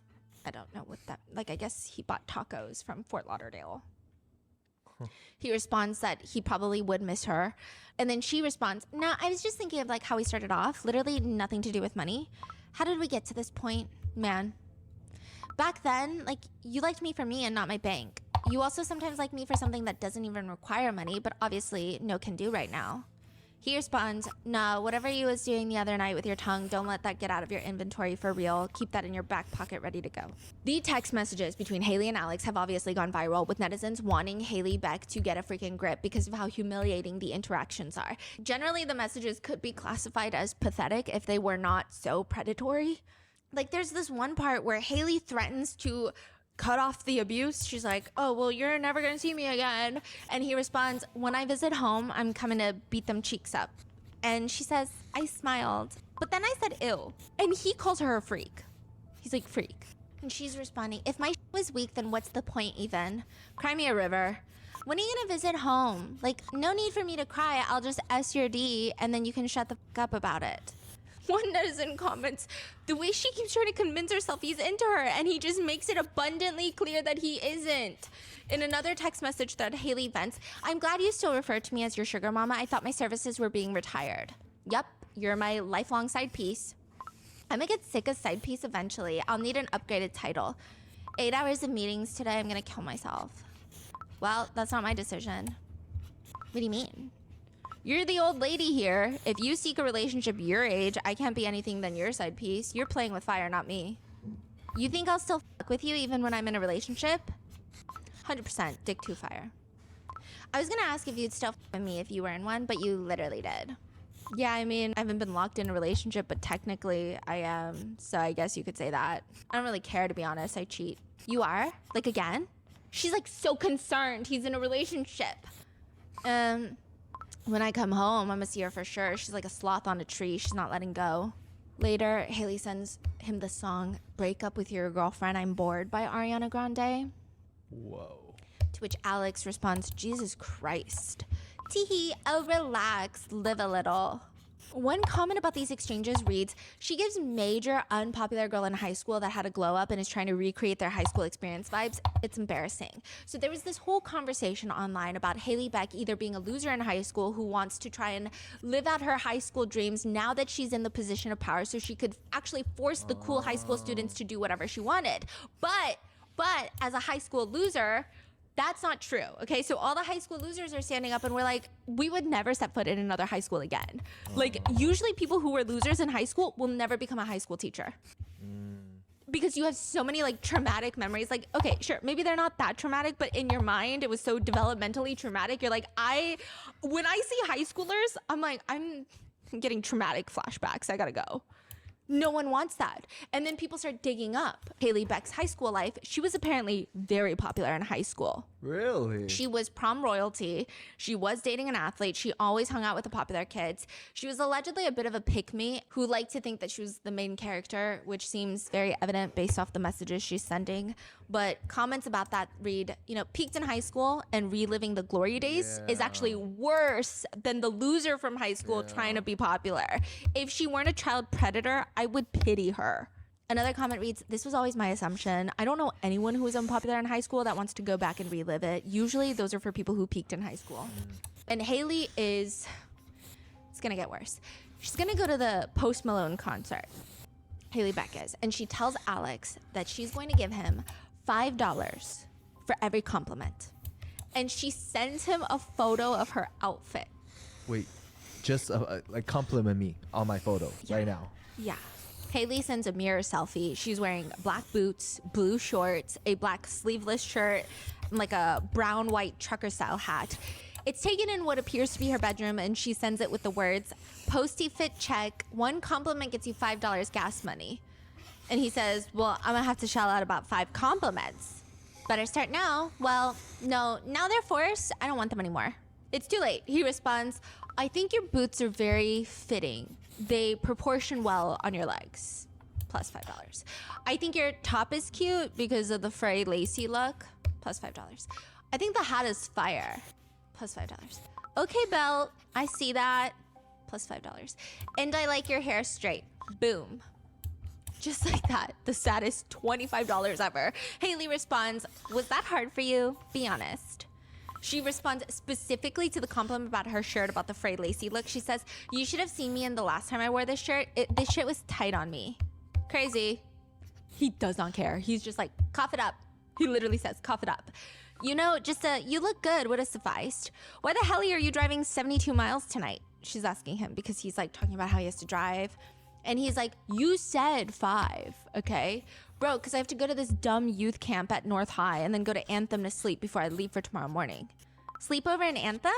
Don't forget to come get me. Just kidding. You see anything that looks like me? Don't go near it.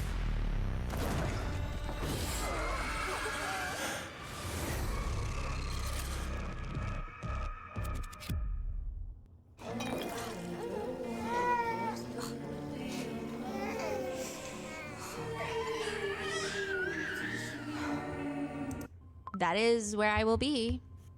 Maybe. She sends him $25 Apple Pay with the reason compliments. And she says, the concert won't end until like 11ish. I would feel bad making you come get me. Yeah, I'll be asleep. Okay, well, see you never. I was gonna make you drive to get me drunky snacks. And she sends a photo of like 2 Twisted Tea cans, so I guess they're alcoholic beverages. And she talks to him about going to Anthem so that she can eat Alex. And she texts him later, come pick me up. I'm literally pulling up to my grandma's. Tanger Outlets, I wanna hang. And he says, I'm overly far. Well, what is there to do in Anthem? Nah, you gotta go to sleep. And he's like talking about where he's gotta drive to next. And so she's like, so there's nothing we can do about it tonight. And he's like, I mean, I guess you could Uber here. And she's like, Anthem ain't too far. I'll let you in. To your grandpa's? And then in the morning you can drive my car home. What can I do at your grandpa's for real? I'm capable of driving, not gonna lie. Then my car is stuck out here. And then in reference to like, what is she gonna do at grandpa's? He's like, LOL, eat me, I don't know. Well, yeah, duh, but like, what about your grandpa? He's almost 70, he'll be asleep. Okay, but like, be so realistic right now. Is me pulling up weird? And by the time I get to you, it'll be late. But like, I want to. And she complains nonstop in these messages about being a so-called sugar mama, aka a predator. But when Alex says he's going to be less available, Haley responds, no, like, I know you have stuff to do and people to see, but don't forget about your sugar mama. Over the span of 3 months, June, July, and August of last year, she sent him $630. And one of the transactions, Haley writes into the transaction that this money exchange feels like straight prostitution. And netizens are just commenting about this compliment chat thread. It's gone viral. Some people are saying he's funny, not gonna lie. This is so sad for her. He definitely ChatGPT'd the compliments. Like, why is he kind of iconic? And then some people are saying, none of this is remotely funny, by the way. Others are just saying, if I were her, I would never show my face in public again. It's gotten to the point where netizens are wondering whether or not Haley Beck has some sort of humiliation interest, which is nothing that would be wrong with that if it was between 2 consenting adult individuals and not a teacher and a student. But the messages are just so humiliating for Haley Beck that netizens have started wondering if that's something she's into. Other text messages between Alex and another male student have been included in this police report, which I know why the police included it, because it's very evident that there was sexual interactions, aka crime, that occurred between Alex and Haley Beck. And Alex has told another student about it. But I also think it's included because fuck you, Haley Beck. Fuck you, Haley Beck, okay? Alex's friend asks him, how is it having your teacher eat the dick? Easy, laid there. Then she was like sweating on me and shit. Her belly was smacking my belly. And the friend responds, fat bitch.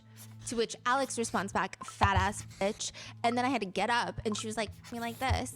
And she just wanted to lay there. So I crushed it for like 2 minutes and then came all over her face. And then booted her and went to sleep. That was a crazy sight to see. Whole face covered in my kids. Literally, she said she couldn't see because it got in her eyes. I started giggling. I will say these are not appropriate ways to talk about any sort of interactions, but that's not really the crime here.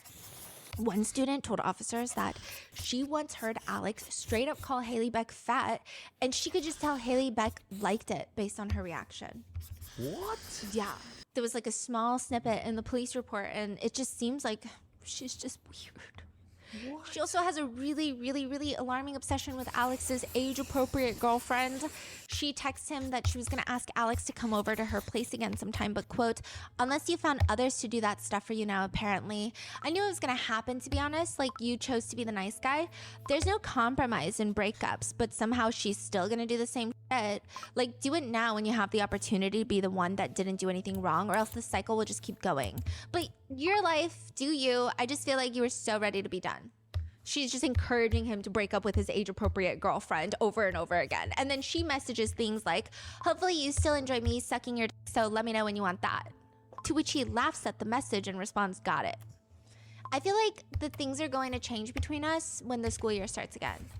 In another text thread, Haley texts, I need approximately a 1-day break from S-ing your D. My throat is not well.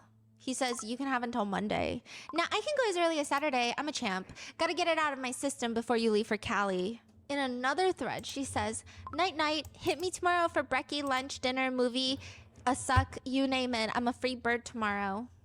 And like these messages are so bad. Some netizens are commenting that she was victimized by the victim, which I don't think is true. I hope that that's a very dark joke based off the text messages.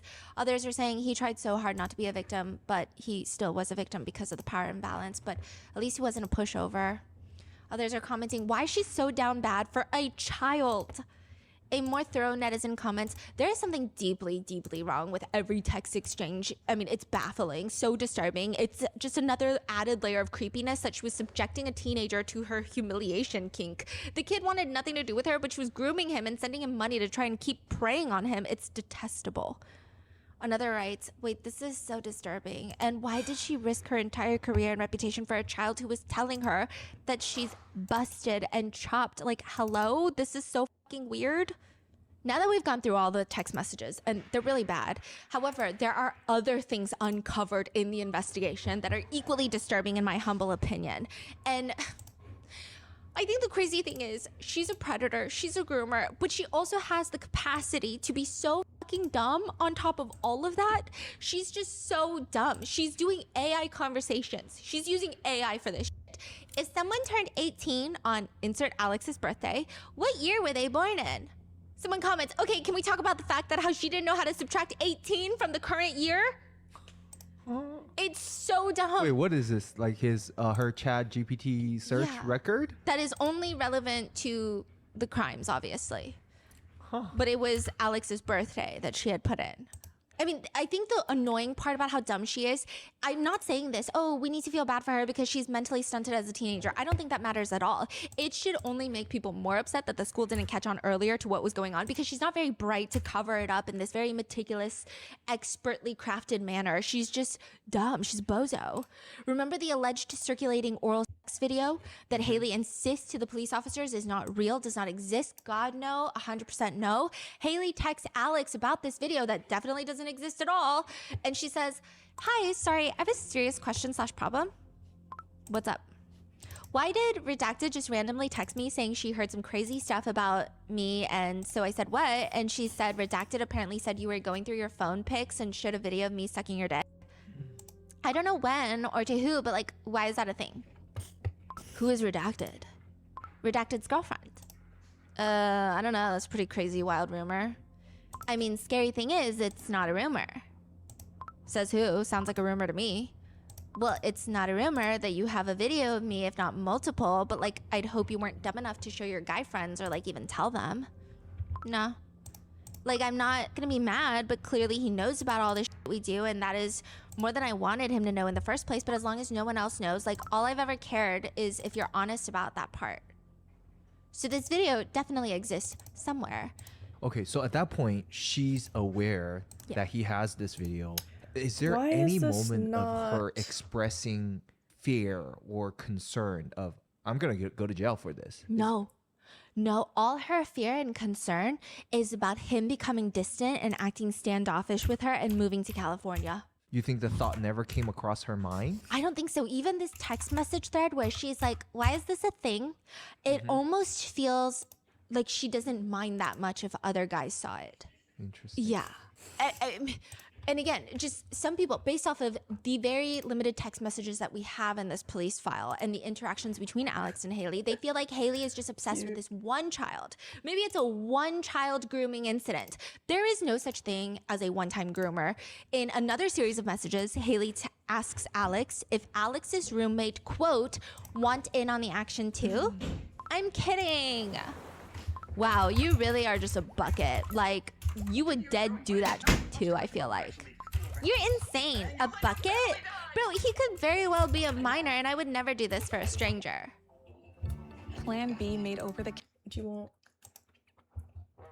No, are you still streaming? Anybody in your chat? No. No, Jack, look. Go away. Get away.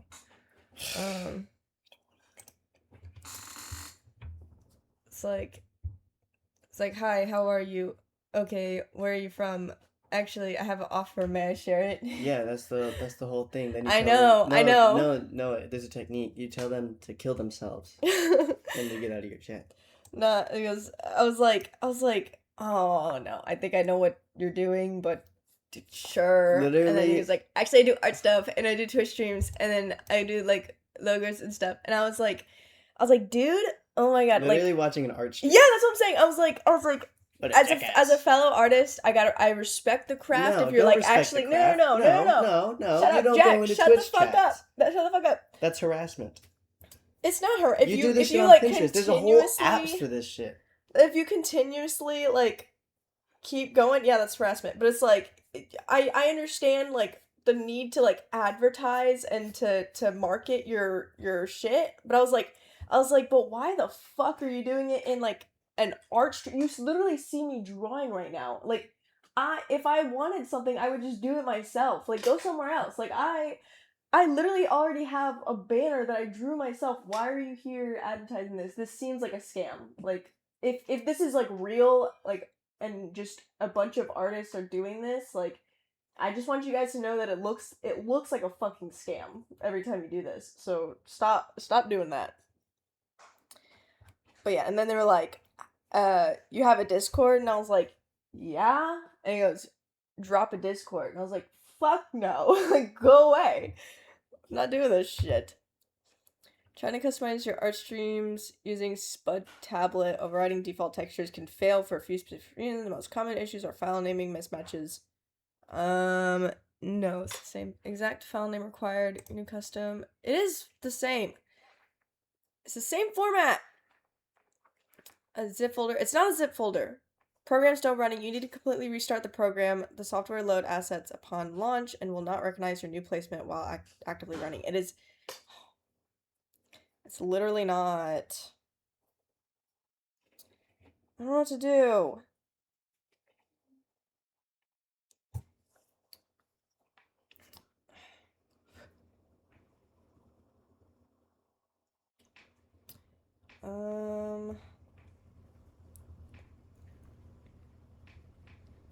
Why say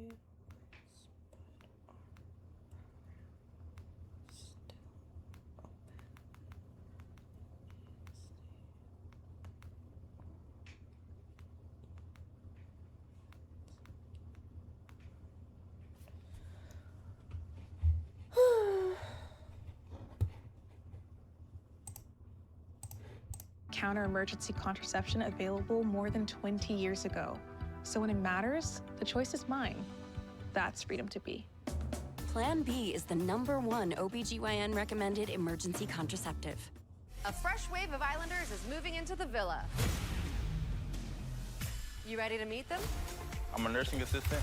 Yo soy dominicana. My brother Charlie was on. Wait. What? He called her a bucket, basically like a rag. And she say, what about a minor? He could very well be a minor, referring to his roommate and saying, I would never do this for a stranger. But I just, for some reason, I don't feel like she was kidding when she said that. Yeah. During the execution of the search warrant in Haley Beck's apartment, police come across a few things first. The police report reads, in the laundry area inside a blue folder on the shelf, I found a handwritten note listing Haley's usernames and passwords for several accounts, including her social media profiles. This note was photographed and not collected. They move into the bedroom where they find a green notebook on her bedroom floor and what appears to be a page ripped out of it, and that page is now sitting in the kitchen trash can. This page is a handwritten letter written by none other than Haley Beck herself for her student, Alex. The letter reads, and this is slightly condensed, but not really much at all. It's a very long letter, so I apologize in advance for how uncomfortable it's going to make you, but this is the letter that she wrote and was going to give to Alex before he goes to San Diego to transfer high schools. But why did she trash it? I don't know. Did she write it and then type it out? Did she like rewritten? This is a draft. Yeah, maybe it's a draft. She says, Alex, your pop's gonna think this is cheesy as hell, but you know I'm a words girly. I know, you aren't dying. Plus, you're literally just a text away, but I had little notes from people when I was studying abroad, and I would just read them whenever I was feeling a little lonely. Obviously, with you being away from your closest people, you may feel that way at some point, so read this if you do. I'm really proud of you for choosing yourself in this situation, even though I know it was tough. It's kind of crazy to look back, plus realize in my 2 years of knowing you, our relationship has changed so much. I'm really glad I had the opportunity to teach your sophomore year, because without that, we would have never really been chill with each other. I know there's some random times and days where you decide to hate me, but that's okay because I know at the end of the day, we're solid most of the time. I genuinely feel like you're a brother, weird, maybe like a cousin or like a stepbro. Plus, I truly never thought I would be in this situation with you, but I'm glad to have you as someone who I will think will be in my life for a while. Even if we don't talk all the time or even at all when you're in college, I feel like our little bond will always be there. So just hit me when you want to go get wasted at a bar together and I'll send you my wedding invite one day. I know you're nostalgic AF, so I hope you look back at our time as a good one. And no, this isn't like me saying goodbye, but I know things will be different. But don't forget our first pickleball hangout, plus how you wouldn't get out of my car for like 3 hours, or our Sonic run after your state game, or all the random times you quote fell asleep on my couch just waiting for me to invite you into my room, LOL.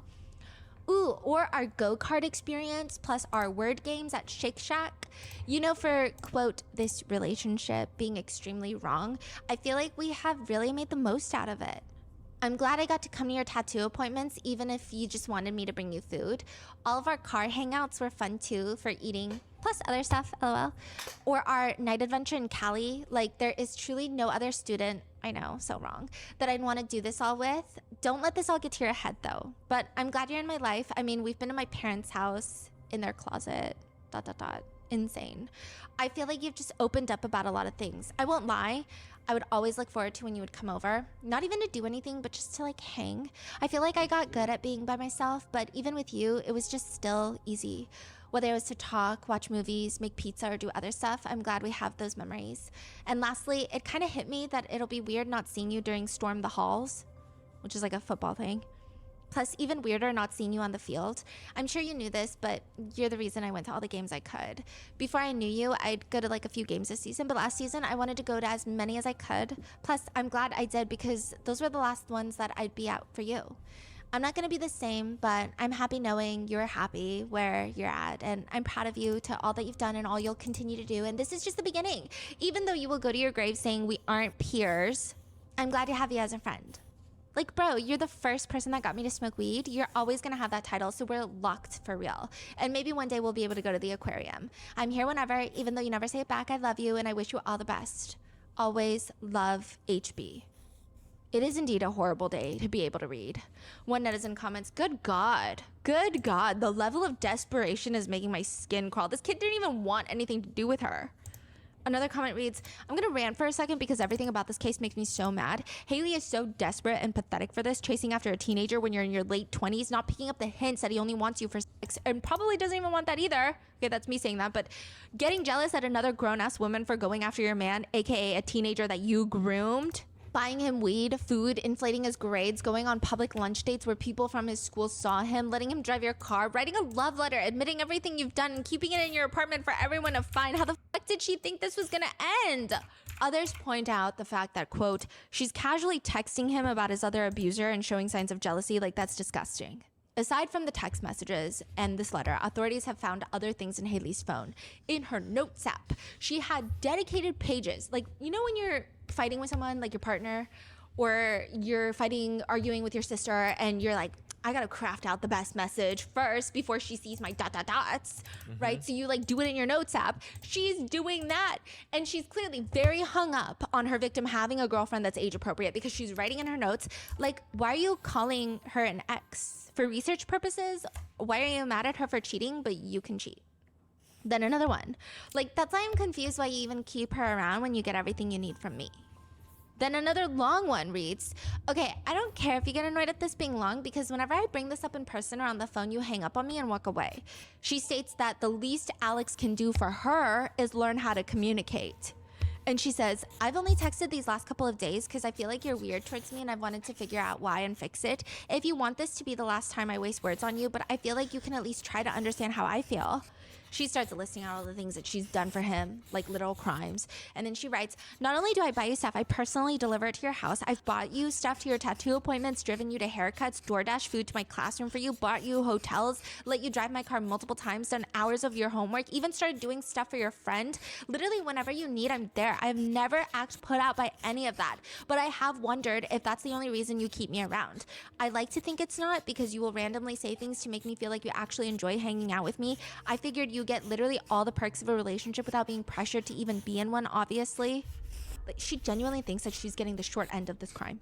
But I think you forget naturally that I have feelings and I get hurt by you sometimes. I hate feeling like I'm being used by you. I hate the fact that if I have to ask something of you, you get annoyed. I hardly ever get mad or annoyed at you, even though there's been plenty reason for me to. When I ask to hang, I'm being annoying. I feel like I know you value and appreciate me, but I also feel like you think it's easy to take advantage of my kindness towards you. And trust me, I know I get a little attached sometimes, but I figured it benefits you always, and there's literally no strings attached, so I don't know how it could ever be an annoyance to you. I'm sorry if I overstep when asking about Taylor, but to be honest, before we were ever anything, you tell me all about your other girl stuff, so I just assumed that you continued telling me about it, but it's fine. I figured with our situation, overstepping doesn't really exist, and that's something I feel like you should value, like the fact that you can tell me things and I'd never judge. I truly just want you to be happy, and the last thing I want to feel by this situation is stressed. If you think our time or whatever this is done, fine, but with the school year coming up, I understand things will change, but I still think that we can maintain a quote friendship if that's what you want. And she says, but if you want to continue any type of relationship, it would be nice to know if, you know, if I'm being kept in on the loop about stuff. The most alarming part about this last note on her phone is this is after Alex tells Haley Beck that investigators are looking into Haley Beck and probably, what the fuck? you know, the whole situation. This is after he's like, the cops were banging on my door at 6 a.m. Huh? And she's drafting up this note in her notes app. What is going on? Holy shit. Yeah. You see anything that looks like me? Don't go near it.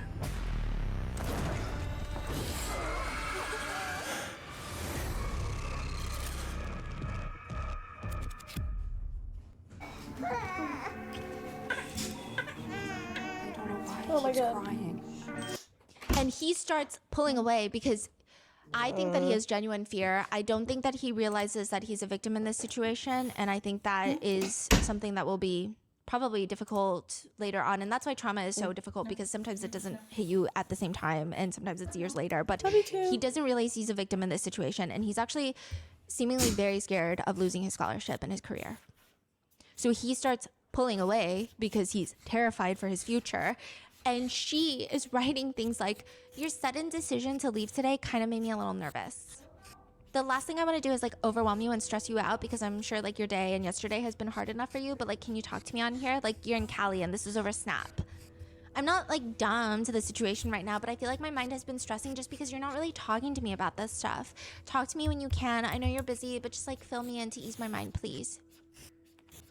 So you're saying Haley Beck is still at home right now? Yeah. Huh. And he texts her, he Snapchats her after. You're being an idiot. Like, there isn't an investigation going on in front of your face.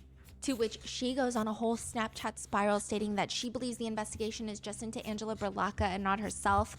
And she's like, bro, for videos of Angela Berlacca, like, because other kids told, you're on your way to Cali and this is over Snap, like, tell me if it's about something else, please. Wait, what? She's like, no, it's just about Angela Berlacca because the other kids told about the videos and you're already on your way to California. Like, you're already gone. You're not my student anymore. And this is over Snapchat. It's not text message. And then she's like, tell me if it's something else, please. AKA, like, if you're pulling away because of something else. Whoa. And then she's like, what's the name of your school? What's the name of the new school? Oh, he didn't even tell her that.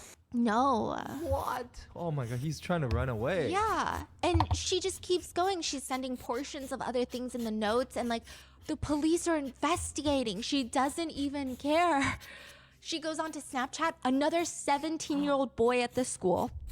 Haley tries to become some sort of D-grade undercover agent, and she sends him audio messages that we have text versions of, okay? And she's sending, I want to know like how like they found out about it. First of all, that amount of filler words in a teacher is insane, okay? But that's for another day. I don't know. I actually have no clue. I was just as confused, to be honest. Like, did someone turn it in? Like, obviously, like, I mean, maybe a parent, but like, Alex's parents surely didn't. Like, that's not something they would do or care about, honestly. Is she publicly talking about her crime? Like asking how was... No, she's asking about Angela Berlocca. Oh, okay. Because that's what started the investigation. I see. So she's like, I don't think Alex's parents would have turned Angela Berlocca in. I know. Nah, definitely not. I don't know, because Miss Berlocca has a husband. Haley says that it's very odd that Alex abruptly left for California. So he was already going to go to San Diego, but his whole family all but like fled the state. It might be, I guess. That is weird, to be honest, not gonna lie. And then Haley starts second guessing, saying things like, he's just like the receiver of that. Like, I don't know. I think, yeah. Like, I feel like he's dipping away from that kind of like abruptly. Kind of sus if he just received them. I don't know. Yeah, no. That's actually like smart, to be honest. No, I think you're actually onto something. No, he's definitely been like set on the California thing. But he's making it seem like he was gonna be home this weekend, then everything happened and just like, okay, I'm out. The students mention that the cops are at Alex's house and Haley responds, did he talk to the cops? Like, what happened? What did he say? Spill. I have no clue. I just know the cops were at his, actually. He didn't tell me, but he told me the cops are at his house. That's weird. Like, I mean, maybe they try to get a hold of him and they're just like trying to get him for questioning if she's got an open investigation. Maybe they're just trying to like, I don't know. I don't know either, but like, I don't know. It's crazy as fuck. And then there's this moment where it seems like she is trying to get information whether Alex did something with Angela Berlocca physically and became a bigger victim of Angela Berlocca's as well, but in a way that's obviously not what she care about. Yeah, she's like, I mean, I hope you didn't do anything wrong. Like, I feel like if that were the case, of just like, hey, we know that this person sent you this stuff, like, can you confirm? Like, and just like questioning it, I feel like that wouldn't be a problem to him unless he did anything. Whoa. Did she ever send stuff to you? Like, I remember you saying, like, I'm not gonna say anything, like, I swear. But, like, be so honest, because, like, Is it still voicemail? Yeah. And they typed it, you know, with every word. Because, like, I remember saying that you had stuff from another teacher, and I remember trying to guess. Just be honest. No, she didn't. Side note, Haley starts talking to her student about her voice. Also, can we, like, listen to my voice right now for 2 days of teaching for 7 hours straight? I think by the end of the semester, I'm going to lose my voice at least 3 times, especially soccer season. My throat hurts. My head hurts. Nobody cares. She also admits to this student that she knew that Alex received things from Angela Berlocca. And she states, okay, I'm not gonna lie, I knew the stuff that she sent to Alex. He told me this at the end of like last semester, and that he just like had the videos or whatever. Like, I never told a soul because like someone's a couple lives you're messing with. So I never said anything. But as far as I know from what he was saying, it was just him receiving them kind of thing and not doing anything about it. So I don't know why he's the main one. So she's again, why is he being the main one not investigated, but being brought in as a witness if there was no physical contact? To which the student just responds along the lines of, I don't know, that's crazy. Like, that is crazy. Okay, she's freaky, Miss Berlocca, a freak. She then tries to blame the situation on Alex's ex-girlfriend, Taylor, saying, I don't know if she's still like anti-Alex. I don't even know if they're still together. Who knows? But I don't know if she wanted to do something to get him in trouble. That's like something really evil though. So she's planting seeds that maybe I hope Taylor the arting reported is this going well. to get Alex Happy in trouble. face. And he just responds, that's crazy evil, and Alex tried to break up with her. Thank you. And she says, yeah, but they literally left. That's the last time I heard from Alex, was that they were on good terms because of the fact that she was at a party throwing low blows all night, just like a bitch basically. And she went off crying and he followed her. He's like, I'm not gonna lie, I'm not gonna end it like this just because I'm like leaving, like you're not gonna see me. And she's like, oh my God, I'm so sorry about everything and falling back on everything. She needs a high school education. I don't know what she's talking about. And he responds, bro, that's a crazy, crazy bitch. She can switch up like this, bro. I also felt, You are welcome. I don't know, like, I will It's be a handled little through police quiet. and not even I through am going school, to so be unless she went co-working. straight to the police. Co-working. Then Haley goes on to state that Berlaka is so weird, even though she's Darn literally it. doing the same thing. She starts telling this 17-year-old student. Again, I'm not saying this to like rationalize it at all, but like I'm in my 20s, single with no kids. Again, that does not make it okay for me to be freaky if I was gonna do that. Even just to you, keep this in mind. Just like, I don't know. That's why I'm so weird about it for so many different reasons, obviously. But yeah, that's why she's interesting. Saying Angela Berlaka is interesting for going after students, for being a predator because she's married and has children and is 47. There's no difference. And then Haley just starts flirting with this child. It's like she's moving on to her next victim. Plan B made over-the-counter emergency contraception available more than 20 years ago. So when it matters, the choice is mine. That's freedom to be. Plan B is the #1 OBGYN recommended emergency contraceptive. We could all use a little bit of fun, but not too much fun. Let's do this. Let's start, shall we? Do we feel ready to play? Instantly, if he's not already a victim, because the further conversations become more alarming. He starts saying that he's a really sentimental person that keeps to himself and nobody really gets to know the real him, and that he hates when people do bad things. It really bothers him to his core, to which Haley responds, so you're saying that I'm safe with you because you're a sentimental person? You don't want to do bad things to a good person like me? Is that what you're saying? Yeah, literally. No, but maybe I was thinking that, like, maybe Berlaka's husband found out. Yeah, dude, like, I don't know. That would be crazy for him to, like, turn her in like that. I don't know.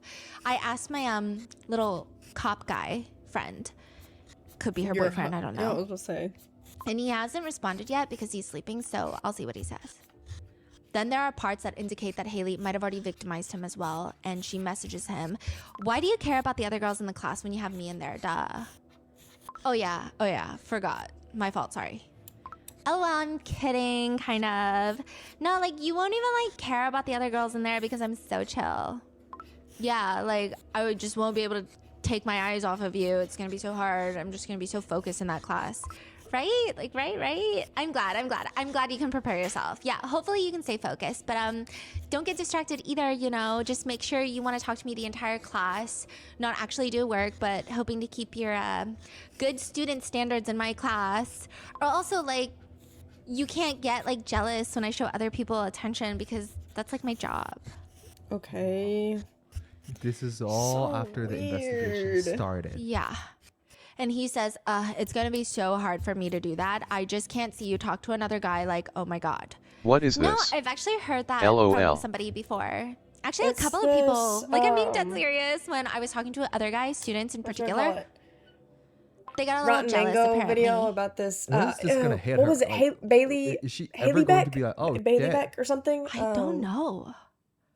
I That genuinely popular don't know. TikToker back in the days. I think older because of how sister humiliating the who messages was between Haley and under Alex fire have for, been, like, messaging some her netizens students. don't think that she's on par with other groomers, but these messages make me feel like she's very much into children. She's already talking to another child, grooming another child.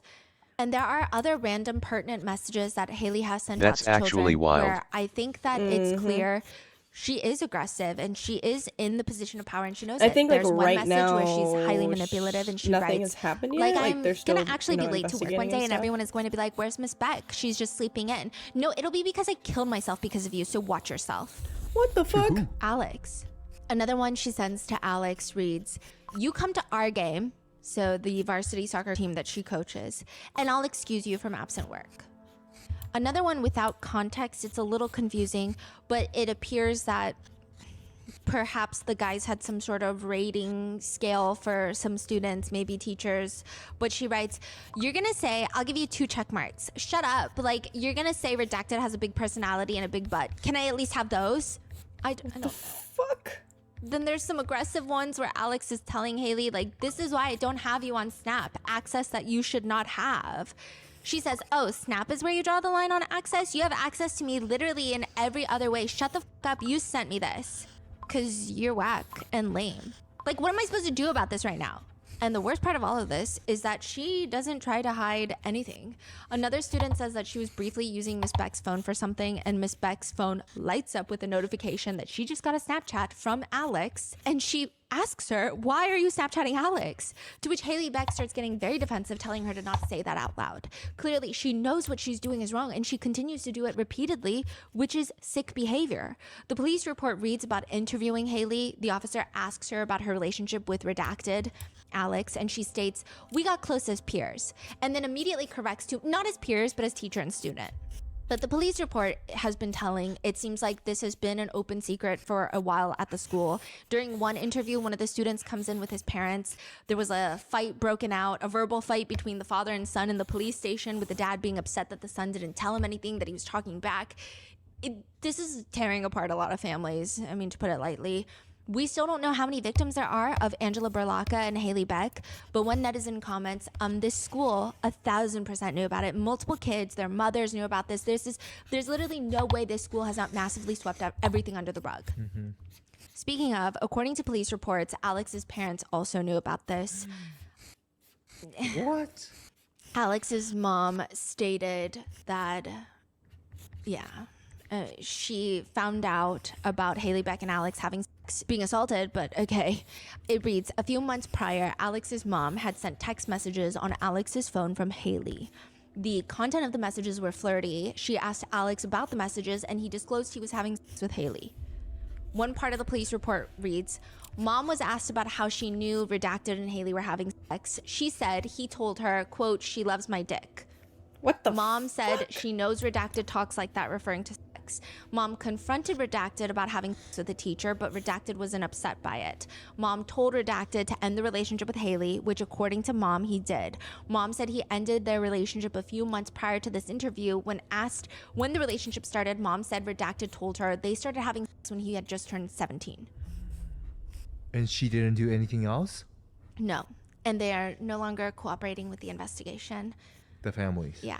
I think the parents failed Alex as well. I can see why Alex would not want to cooperate, because he's scared for his reputation, his career, his future, his scholarship. It's just shitty to see that everyone has repeatedly failed him, including school administrators, other teachers. And right now, the police and the DA's office, if they're not pressing charges. Once the investigation starts, Alex's family all but flee to San Diego to transfer schools. And there's this whole other conversation with Noah Beck being dragged into this. People have stated that the police report mentions that Noah Beck offered victims' families hush money. I do want to clarify, there is a segment in the police report, but this is all hearsay. So it reads that the football coach stated to officers that he had a conversation with a parent, and a comment was made about Haley Beck's brother and some sort of hush money. He did not give specific details regarding the allegations. Nobody followed up with the dad to make sure the hush money allegation is true, that it was offered, like nothing. We don't know if Noah Beck had any sort of involvement. It could have been Haley Beck's parents who received money from Noah Beck and was using it. Like, there could be so many ways that Noah Beck is involved or completely is unrelated, not involved at all whatsoever. There's no solid proof. There are a lot of people running online with this just because it is in a police document. They're like, oh, then it must be true. But there has been no confirmation. And Noah Beck hasn't said anything? No, which makes sense. I mean, I wouldn't expect him to say anything. Truly, if it weren't for this tiny little hearsay hush money thing, there's no involvement. He's not even living in the state. Some people think that TikTok meant that he knew about it. There's been so much going on with that too. So the TikTok where he's like, oh, suspect's best friends are her students. Suspect's best friends are her students? They're nice to me. Some people believe that that's him knowing about it. But I'm not sure, because if he knew that she was committing crimes, I don't know if he would put it out there so blatantly on the internet, because that is his sister after all. Mm-hmm. And evidently it will impact his reputation if something happens there. So I'm not sure if that's the case, or if he genuinely, it's a hee hee ha ha joke that everyone makes, but it's genuine and it turned out to be a thing. It could be that. Other people have been digging up other odd TikToks between Noah Beck and his mom. You know that trend that was going around a long time ago where it's the song something something I freaked it, and it's usually the guy and a girl's head will pop up and he'll push the girl's head down to make it seem like... We have got to the point where literally anybody can build a fully working app without knowing how to code. This is Base 44. This is a first look at the current industry-leading AI app builder. And you wouldn't believe the kind of apps that people are creating. Smart nutrition apps, inventory trackers. He did that with his mom, apparently. No. Ew. Yeah, so there's been, Wait, is this real? Yeah, that is real. It's just odd. Nothing inherently sinister. Just kind of gross. That is diabolical But work. I will say most people For are understanding real. of the fact. One netizen writes, quote, Disgusting. Noah lives in a different state than her, so he may genuinely not have known before the student reported her. I don't like Noah, but I don't want to blame him for something his sister did unless there's more proof that he did something nefarious.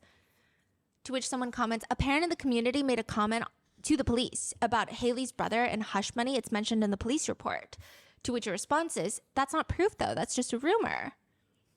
Another responds, I'm torn about bringing up Noah in this because we don't know his involvement. I've only ever seen the hush money thing mentioned very briefly in the documents, and it doesn't seem like there's anything to back it up. But the victim going to her parents' house, like, how does that even happen?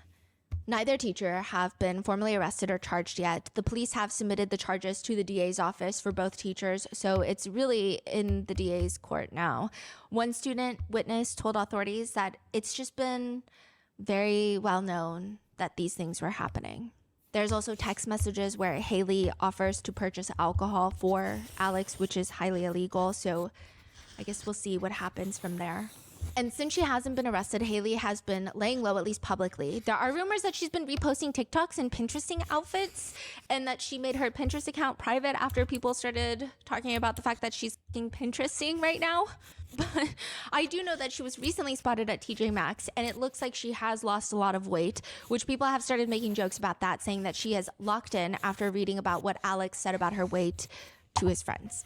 But one netizen writes, this person just seems really likely to reoffend. She doesn't seem to understand or care what she's doing is fundamentally wrong. She's aware of the consequences. She's obviously attracted to teenagers. This screams, I will do this again, just give me a chance.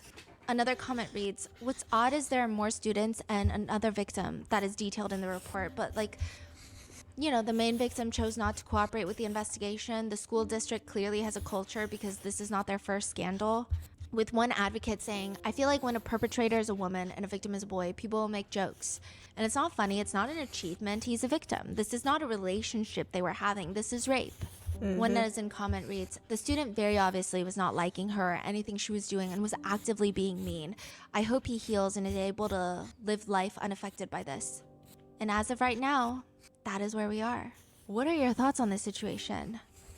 It's been going viral on TikTok. I see little snippets here and there, mainly of Haley Beck in her classroom, and I do see some people trying to out the student. That's unhinged behavior, but the messages are a lot worse than I ever thought it would be. I mean, there's no way they're getting off from this, right? I hope not. This is crazy. This is bad. It's really bad. I think the biggest concern is a lot of these students and victims don't want to cooperate with the police because they're scared, which I think adds another layer of complexity to it. But I mean, these messages are I don't think the boys know that like they are victims. What are your thoughts? Like Let they're me know in the afraid like comments. that they're Be gonna get in safe, trouble. and I will see you in the next one. But it's like, no, honey, like you're the victim. You are not the aggressor or whatever. Like, this mug started as a sketch in a notebook. Now I'm gonna be lurking, but hello Heartsuit. Acting on your curiosity feels like a way to bet. Hello. Wix Harmony works the same way. You just describe an idea to Aria, Wix's new website agent, like you're brainstorming out loud, and then it becomes real. From there, you can take on the reins to adjust it as you like.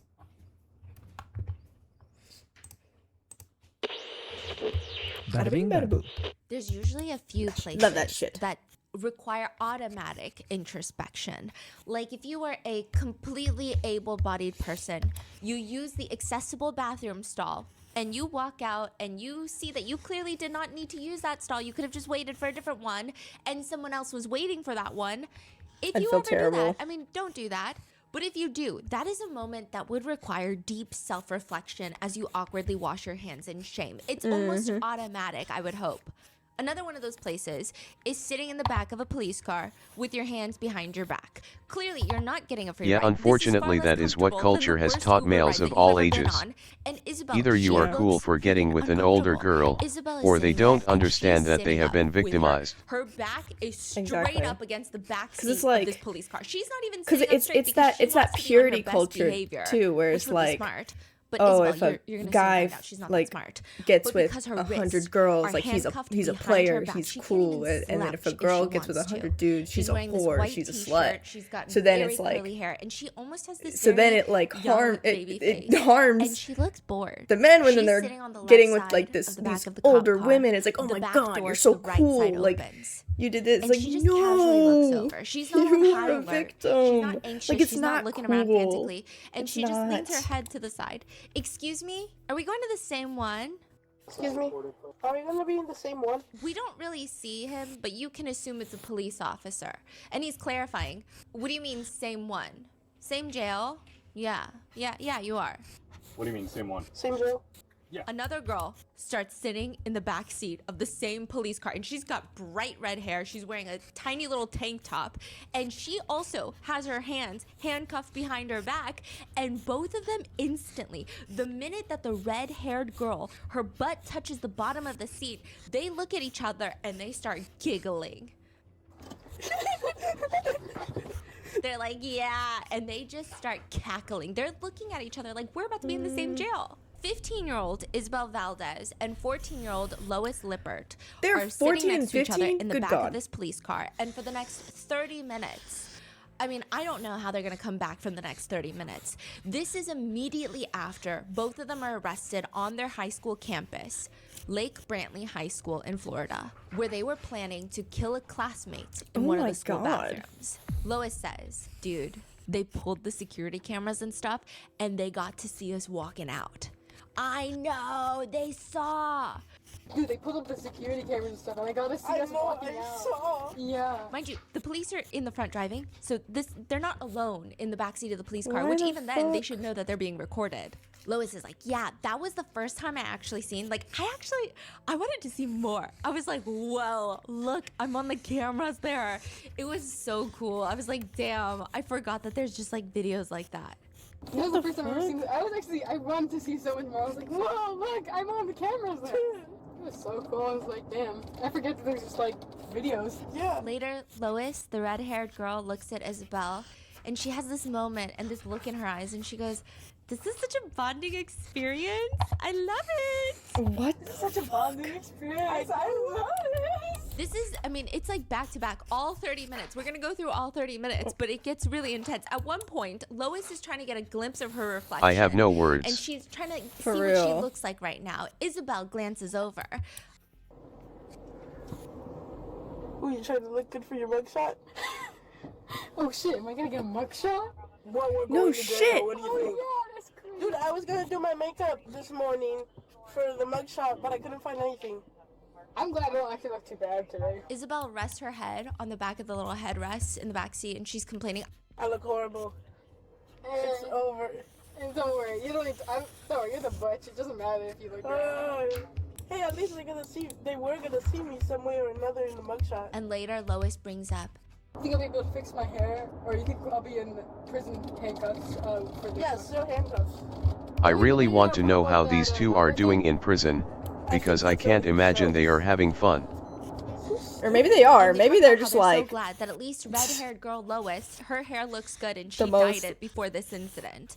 And like at some upbeat point, prisoners. Isabel and Lois, they start talking about how they're gonna get out Everyone of else jail is like, what sooner the than later fuck is because wrong with quote, these two? not a school shooting at least. Yeah, Yay, we'd be in it's such a prison bonding for experience. life. Oh my god, we're Yeah. buddies. We're bunk buddies. Not a school shooting, at least.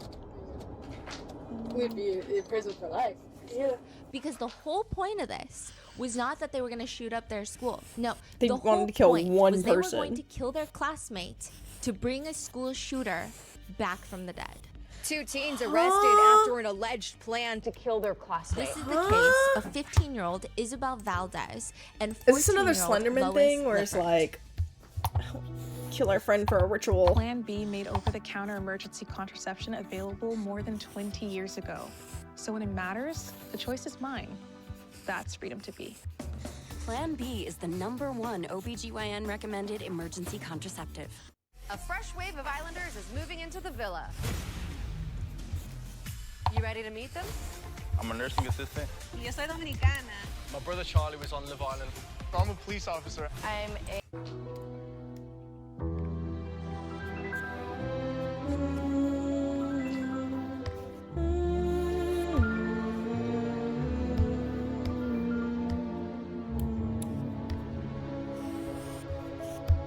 I love her opening. All that shit. We would like to thank today's sponsors who have made it possible for Rotten Mango to support Sandy Hook Promise, a national nonprofit founded by loved ones of victims who were killed at Sandy Hook Elementary. Their mission is to take action in schools, homes, communities, all in an effort to help prevent gun violence and further losses of life. This episode's partnerships have also made it possible to support Rotten Mango's team of dedicated researchers, and we'd also like to thank you guys for your continued support. As always, full show notes are available at rottenmangopodcast.com. Today's episode discusses in-depth severe eating disorders, as well as multiple instances of gun violence in schools. Additionally, on a smaller note, there are lots of mentions. We don't dive too deep into the rabbit hole, but we do touch heavily upon controversial topics of certain online forums and sub-communities that glorify school shooters and mass killers, and all of the opinions expressed represent netizen comments. I am so hungry I may need to get some lunch soon. Them in an effort to provide context to this case. In no way does this represent any of our own beliefs. In addition to the mention of severe eating disorders, there's also discussion of other mental health conditions. The people involved in today's case do not represent these communities, and this episode is not a generalization of any of these conditions. Today's case is also still ongoing with many updates, and if there are any major ones, especially with the trial upcoming, we're going to pin them in the comment below. Lastly, quotes may be condensed or combined for brevity, and with that being said, let's get into it. You can't just resurrect someone. On top of that, the mere definition of resurrection is too vague. The definition of resurrection could also be changed based on who you talk to, what they believe in. But interestingly enough, resurrections are pretty much in every recorded religion, culture. Apparently, it is a story that humans love, bringing someone back from the dead. But there's also different types of resurrections. You have a resurrection proper. This is when the soul comes back to the original body.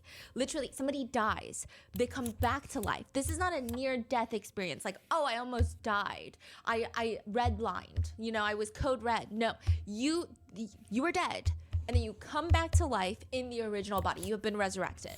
The second one is a bit more aligned with reincarnations, which is a soul comes back, but in a different or new body. Now, I will say a lot of people believe that you can come back in a new human body, that you are born again with a new life. But some people, a small group of people, believe that you can actually come back through a body that is not new. This is where all the fantasy horror movies come into play. They take heavy inspiration from having someone take over another person's body and be able to control their human form. Then there's resurrection to deification. Obviously, that's not applicable to today's case, but you pass as a human, you die as a human, but you are now raised to divine status. Sometimes you can bypass the death part and become a god of some sort, but usually there is a dying, whether it's symbolic or literal. But clearly we're not talking about deification or religious resurrections. I would not be well versed enough to touch on that, even in the slightest, nor do I think it's my place. However, the point being, humans love a good story of resurrections. It's like embedded into so many of our stories. So much so that even if you're not religious, probably the idea of digging someone up from their final resting place feels uneasy. Because most people have a belief that there is a soul, and that soul is going to be at unrest if you dig them up. And if there's a soul out there, then aren't you just one step away from trying to bring that soul back into a human form? Which is not me saying that resurrections are real and that they're feasible. I tend to think the opposite. Even if I were a billionaire, I wouldn't be a cryo chamber buddy with Walt Disney, because just like everyone else that is prone to common sense, I feel that I am skeptical of modern day resurrections and immortality messaging. 15-year-old Isabel Valdez, 14-year-old Lois Lippert, they're not. They want to resurrect someone from the dead by offering up one of their classmates in return, by performing what they called a blood oath. I do want to preface this all by saying I strongly believe that Isabel and Lois are both plagued by the incurable disease that is stupidity. Nothing they do or think makes any sense at all. They are the type of individuals that make you want to actively fight overpopulation. Not only are they stupid and reckless, they are very aggressive with it. It's an aggressive IQ problem. I think they wanted to resurrect someone with a blood oath, not because they know what either of those two things mean. Not that that would even change anything, but they strike me as the type of people that feel like it sounds edgy, so they're gonna do it. Isabel and Lois. Aggressive IQ problem, yeah, that's my new username. Could be almost a tad bit silly had their actions not been so destructive. But their whole idea, according to the police reports, is this. It's all gonna happen after second period. That's when they're gonna kill their classmate. Now, the identity of the 15-year-old boy has been thankfully concealed. I'm just gonna use the name John for John Doe. No relation to this case, just John to make it simple instead of saying redacted every 2 seconds. According to the court documents, the plan is this. Isabel is going to the upstairs bathroom after second period. That's where she's gonna wait for John to pass. And she knows that John is gonna pass because she's been stalking John for the past 3 months of her life. Every day at school, she knows what route he takes, what hallways he takes, which classes he has. She's gonna wait for John, and when he walks by, which he always does, she's gonna pull him inside to the bathroom, drag him into the largest stall, and quote, Isabel stated she would then stab him in the stomach or cut his throat. She even brought a knife with her, a kitchen knife. The police ask her, describe the knife to me. It's just a regular kitchen knife. This is Isabel responding, it's just a regular kitchen knife. How big is the knife? About 12 inches long. She had already tried sharpening the knife earlier that morning in school, so before second period, she's already trying to sharpen the knife. That's one of the first things that she does when she gets to school Friday morning, January 23rd, 2026, so this is very recent. She tries sharpening the knife. The police are asking her, how were you trying to sharpen the knife? I tried to saw it back and forth on the toilet seat to sharpen it. So she's in one of the bathroom stalls, just playing the violin with a knife and a toilet seat. Her friend Lois is helping her, trying to sharpen this knife. It's not working on the toilet seat, so they try, those metal railings that make it easier for you to get up that you hold on to in bathrooms? They're trying to use the metal railing to really sharpen not the that knife. bright, huh? No. Lois even brought additional supplies. Isabel brought Clorox wipes, a trash bag, a knife, a yellow microfiber towel. They're like, why'd you need the microfiber towel? Well, in case I needed to muffle him to cover his mouth. Lois, red-haired girl Lois, what'd you bring? She brought a chocolate bar, Dr. Pepper, gloves, cigarettes, a lighter, and some flowers. The police are like, what are the cooking flowers? No, floral. Oh. What were the flowers for? Isabel tells the officers that she wanted to leave the flowers. The chocolate bar is important. Okay, what about the cigarettes? Very Why did you important. ask Lois to bring you cigarettes? Isabel says that she wanted to smoke the 2 cigarettes after killing John because she knew that she would be arrested, so she wanted to smoke before going to jail. Now, side note, she's not even a smoker. She just wants to smoke because she's never smoked before and she knew that she was going to get arrested, so what better time than now to smoke a cigarette? But why John? We know that Isabel has this plan to resurrect a school attacker via a blood oath, aka first-degree murder. She just has a plan to kill an innocent classmate. That's all she has. But why John? John and Isabel have zero interactions. They have zero conflicts, conversations. John doesn't even know that Isabel exists, really. But Isabel says it's because John looks just like Adam Lanza, the Sandy Hook shooter, the one that she's trying to resurrect. Her quote, soulmate. Very early in the morning of January 23rd, 2026, so that's the Friday morning, there's this website called Fortify Florida where students can submit tips of anything dangerous that's being planned or happening in schools. It's completely anonymous, so you don't feel like a snitch. It's supposed to get forwarded to the appropriate administrators, to the police, and this anonymous tip comes in Friday morning before class starts. You see anything that looks like me? Don't go near it.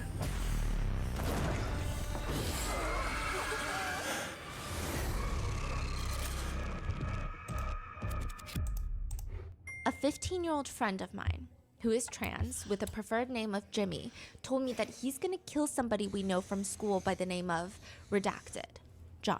Which, side note, we always use preferred names and pronouns on this channel, and while it does appear that Isabel would go by the name of Jimmy with some of her classmates, she seems to only mention going by Jimmy and being a trans boy to the police when it feels a little bit convenient. It almost feels like an effort to distance herself from the crime, coupled with the fact that the judge Prosecutors, mainstream media outlets, police, they've all been referring to Isabel with she, her pronouns and her name, Isabel, without any further clarification from Isabel. So Isabel even writes letters to the judge using Isabel Valdez. And also, side note, Isabel pretended to be an advocate against gun violence and supported Sandy Hook support groups on Facebook. So she just strikes me as a rage baiter and a troll. So for that reason, we're just going to be referring to her as Isabel for the time being. But this tip comes in. A 15-year-old friend of mine who is trans with the preferred name of Jimmy told me that he's going to kill somebody we know from school by the name of John. He stated that he would do it tomorrow. Okay, this is like middle of the night. It's basically Friday, but I would assume that Thursday this kid night. didn't go to sleep, right? This conversation happened just a couple of hours ago. I have a great suspicion that he's gonna do this. He's already been recently involved with police officers at school about threats that we've been getting towards our school. He knows the people who have made the threats, and the cops are also aware of this. He also told me earlier today that the cops had confiscated his phone as they got another threat, which apparently was one of the reasons why he wants to do something like this. I'm not sure about Jimmy's legal name since I never call him by his legal name, but by memory, it might be Isabel. A few hours later, Isabel and Lois are in the back of the police car giggling about going to the same jail, and Isabel starts getting giddy at this idea because she had last night told one of her guy friends about this whole ordeal that she was planning, and she's so excited at the idea that the police are also going to search his phone and he's going to get in trouble because he never reported any of this. I know they asked me for his phone passcode. What a fucking idiot. Wait, they went through his phone? No, they're going to go through his phone. Oh my god. Yes, I told him he knew. He didn't report me. I told him already. So she's she like, doesn't know someone ratted her out. No, she's telling Lois, red-haired girl Lois, oh my god. Lois is just giggling. I don't know what's so funny. I told him. He knew. He didn't report me. I told him already. Lois is Parenting like, has I thought he failed did a lot tip. of kids. He did a tip? Yeah, there was a tip shown. Did you not see? Someone tipped. He fucking snitched. He did a tip? There was a tip shown. Did you not see it? Someone tipped. He fucking snitched. Lois clarifies it was an anonymous tip, but I was just assuming based off the writing. Oh my fucking god. God, I knew I shouldn't have told him. Because he was like, oh, can you please tell me I can't sleep tonight? Fuck you! God! This is when she finds out that someone tipped off the police. And Lois is clarifying. Yeah, I got shown the tip and it was like, my friend, 15-year-old, named, he goes by Jimmy, is planning to kill some dude. Yeah, and it was like, I don't really remember their real name, but I think it was Isabel. Yeah, it was spelled wrong too. And Isabel is just having this whole conniption. God, what a fucking snitch! And she's looking out the window as the police are driving past trees, and she's just muttering to herself, so stupid. God! She's such a fucking snitch. So stupid. And in the time that they should be contemplating their own existence and their attempted murder charges, Lois mentions her masterful genius plan. She turns to Isabel. Dude, if I have to be in a room where they have to like record me or some shit, I'm going to pull out my tits so that I CP. That's what I was thinking. Like, if they had to start doing that instead of just doing like the audio recording. Oh, so fucking smart. They Oh my both seem god. to silently agree that this is a phenomenal idea. And during a brief moment of quiet in the car, Isabel turns to Lois and Slow she clap. says, hey, let's roleplay some Columbine stuff. What? Huh? And she says, wait, so who's Eric? Red-haired Lois responds, well, I'll probably be Eric because Eric obviously gets it in the ass. Hey, let's roleplay some Columbine stuff. Hey, yeah. Wait, who's Eric? Well, obviously, I'll probably be Eric because Eric obviously gets it up the ass. Okay. So Lois, red-haired Lois, is going to roleplay Eric, one of the Columbine shooters, and Isabel is going to be Dylan, another one of the Columbine shooters. Isabel starts doing this unsettling but also very bizarre role-playing session in the car, and mind you, there's still 2 police officers in the front. Isabel says, Hey, Eric. Oh, fuck off, Cleveland. Hey, kitty, please talk to me. Ew.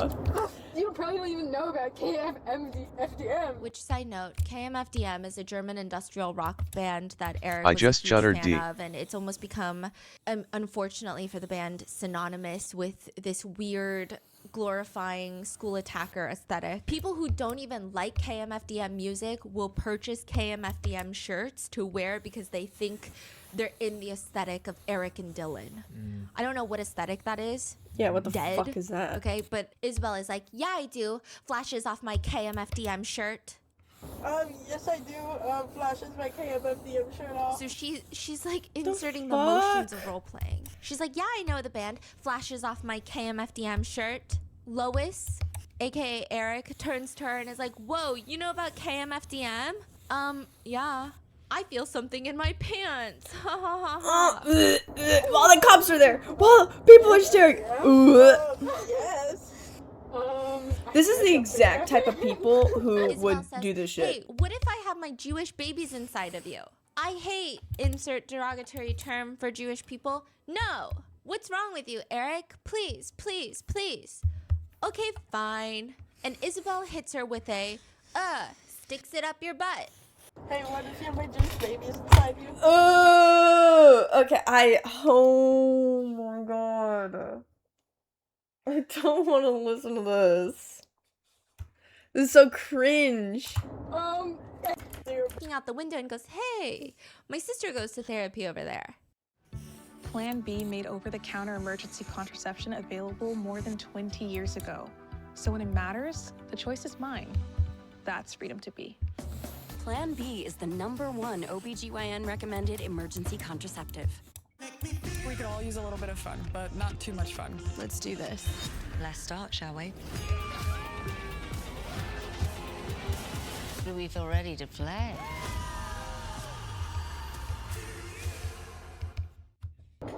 Hey, my sister goes to therapy over here. I'm so lost right now. Let me give you some context. There is a small but very scary group of people on the internet that idolize the Columbine shooters, Eric and Dylan. Basically, they call themselves Columbiners, and they will make fan edits of Dylan and Eric with sad songs and captions like, "Good night, R.I.P. my babies." And they're not saying R.I.P. to all the victims whose lives were lost during the Columbine attack. They're saying R.I.P. my babies to Dylan and Eric. They're called Columbiners, and they obsess over making edits of the dead killers with either Europop songs or pumped up kicks, and they tell others that Eric is the cuter one. It's very reminiscent of the Wade Wilson case, where people felt like they could save Wade Wilson just because, what, he's tall, he has cartoonish face tattoos, and has the same name as a Marvel character. It's so idiotic to the point where I don't even think that I can describe in a way that would do it justice how dumb this whole thing is. He also killed 2 people, Wade Wilson, so stop the nonsense. Columbiners are consistently one of the groups that get booted from practically every social media platform because they're Columbiners. And the Columbine tragedy has sadly become this entry point for people to start romanticizing and resonating with mass killers. One netizen points out, Columbine is constantly portrayed as the ultimate archetype of outcasts, getting revenge against society. Therefore, disenfranchised edgelords start viewing the shooters as inspiration. In reality, Eric and Dylan were just assholes with very, very hateful mentalities.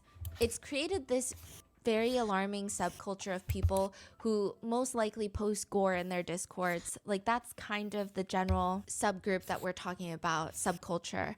Now, side note, even the idea that the 2 killers were bullied, I mean, first of all, that's hardly any sort of justification or sympathy point. So many people have been bullied. They don't go on to kill innocent people. But even that has been highly debated. Many say that they were bullied, but also they went on to bully others.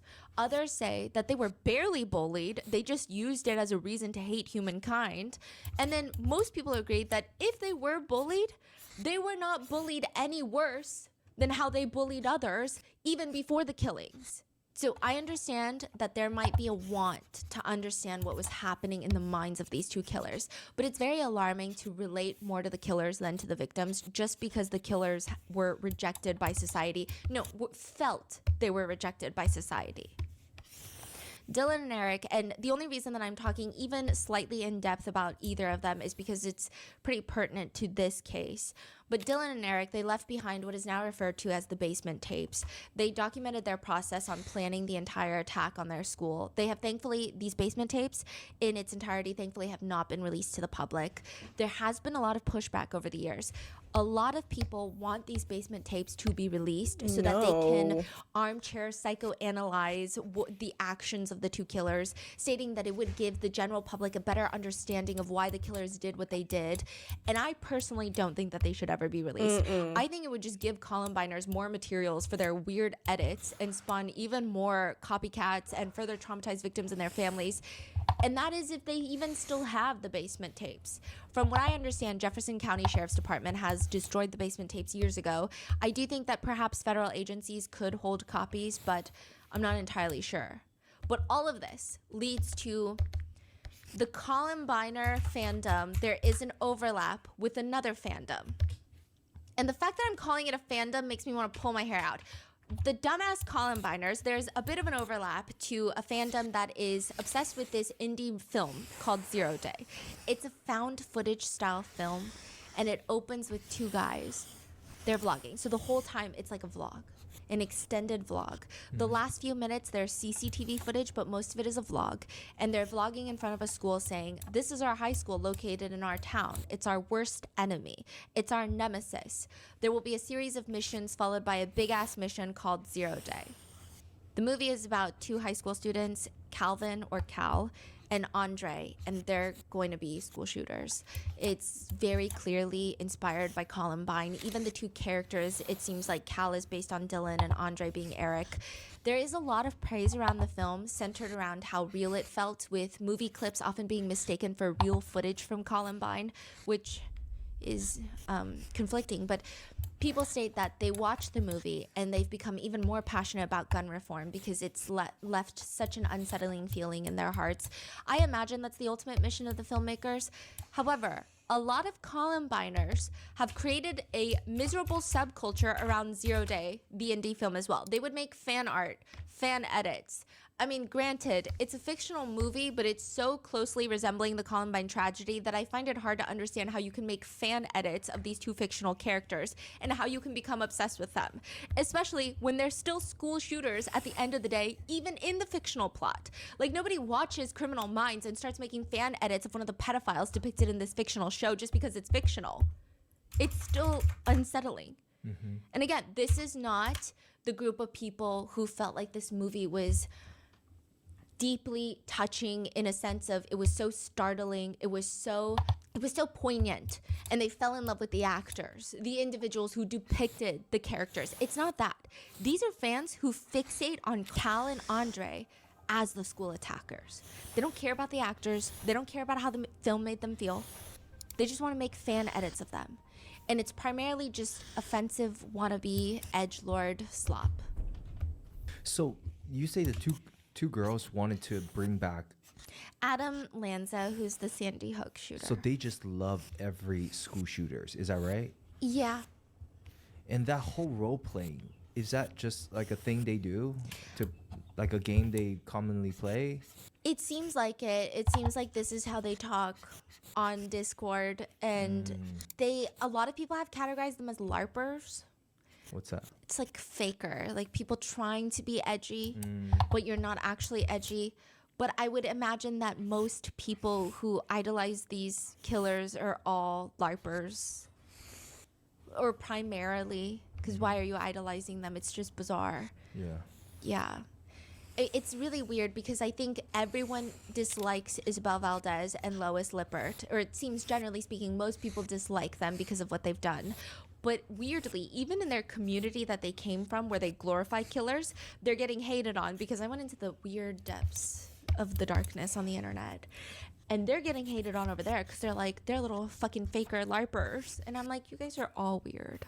And within this niche of 0 Day fans, they have a group of people that like fan art and a group of people that will make fan art for these people. Artists who would draw fan art of Cal and Andre, and there was one that was somewhat well known on Tumblr by the name of Fox Fever.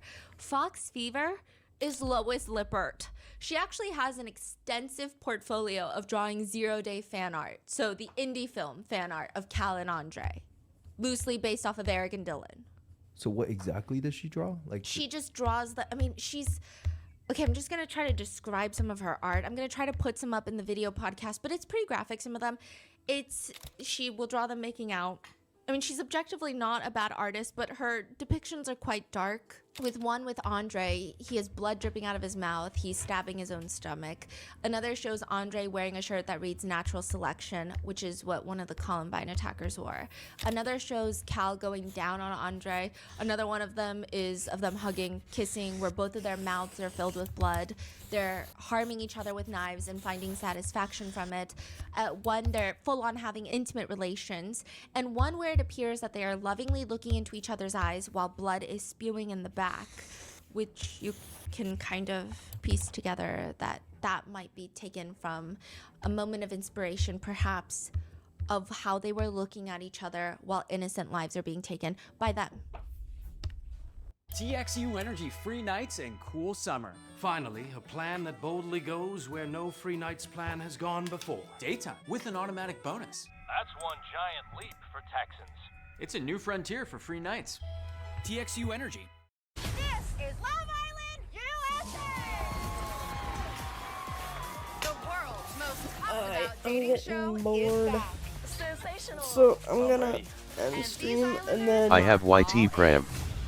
I didn't realize the ads were so bad without them. So if you're not watching, For real, and I feel like today they're like the skip button is not there.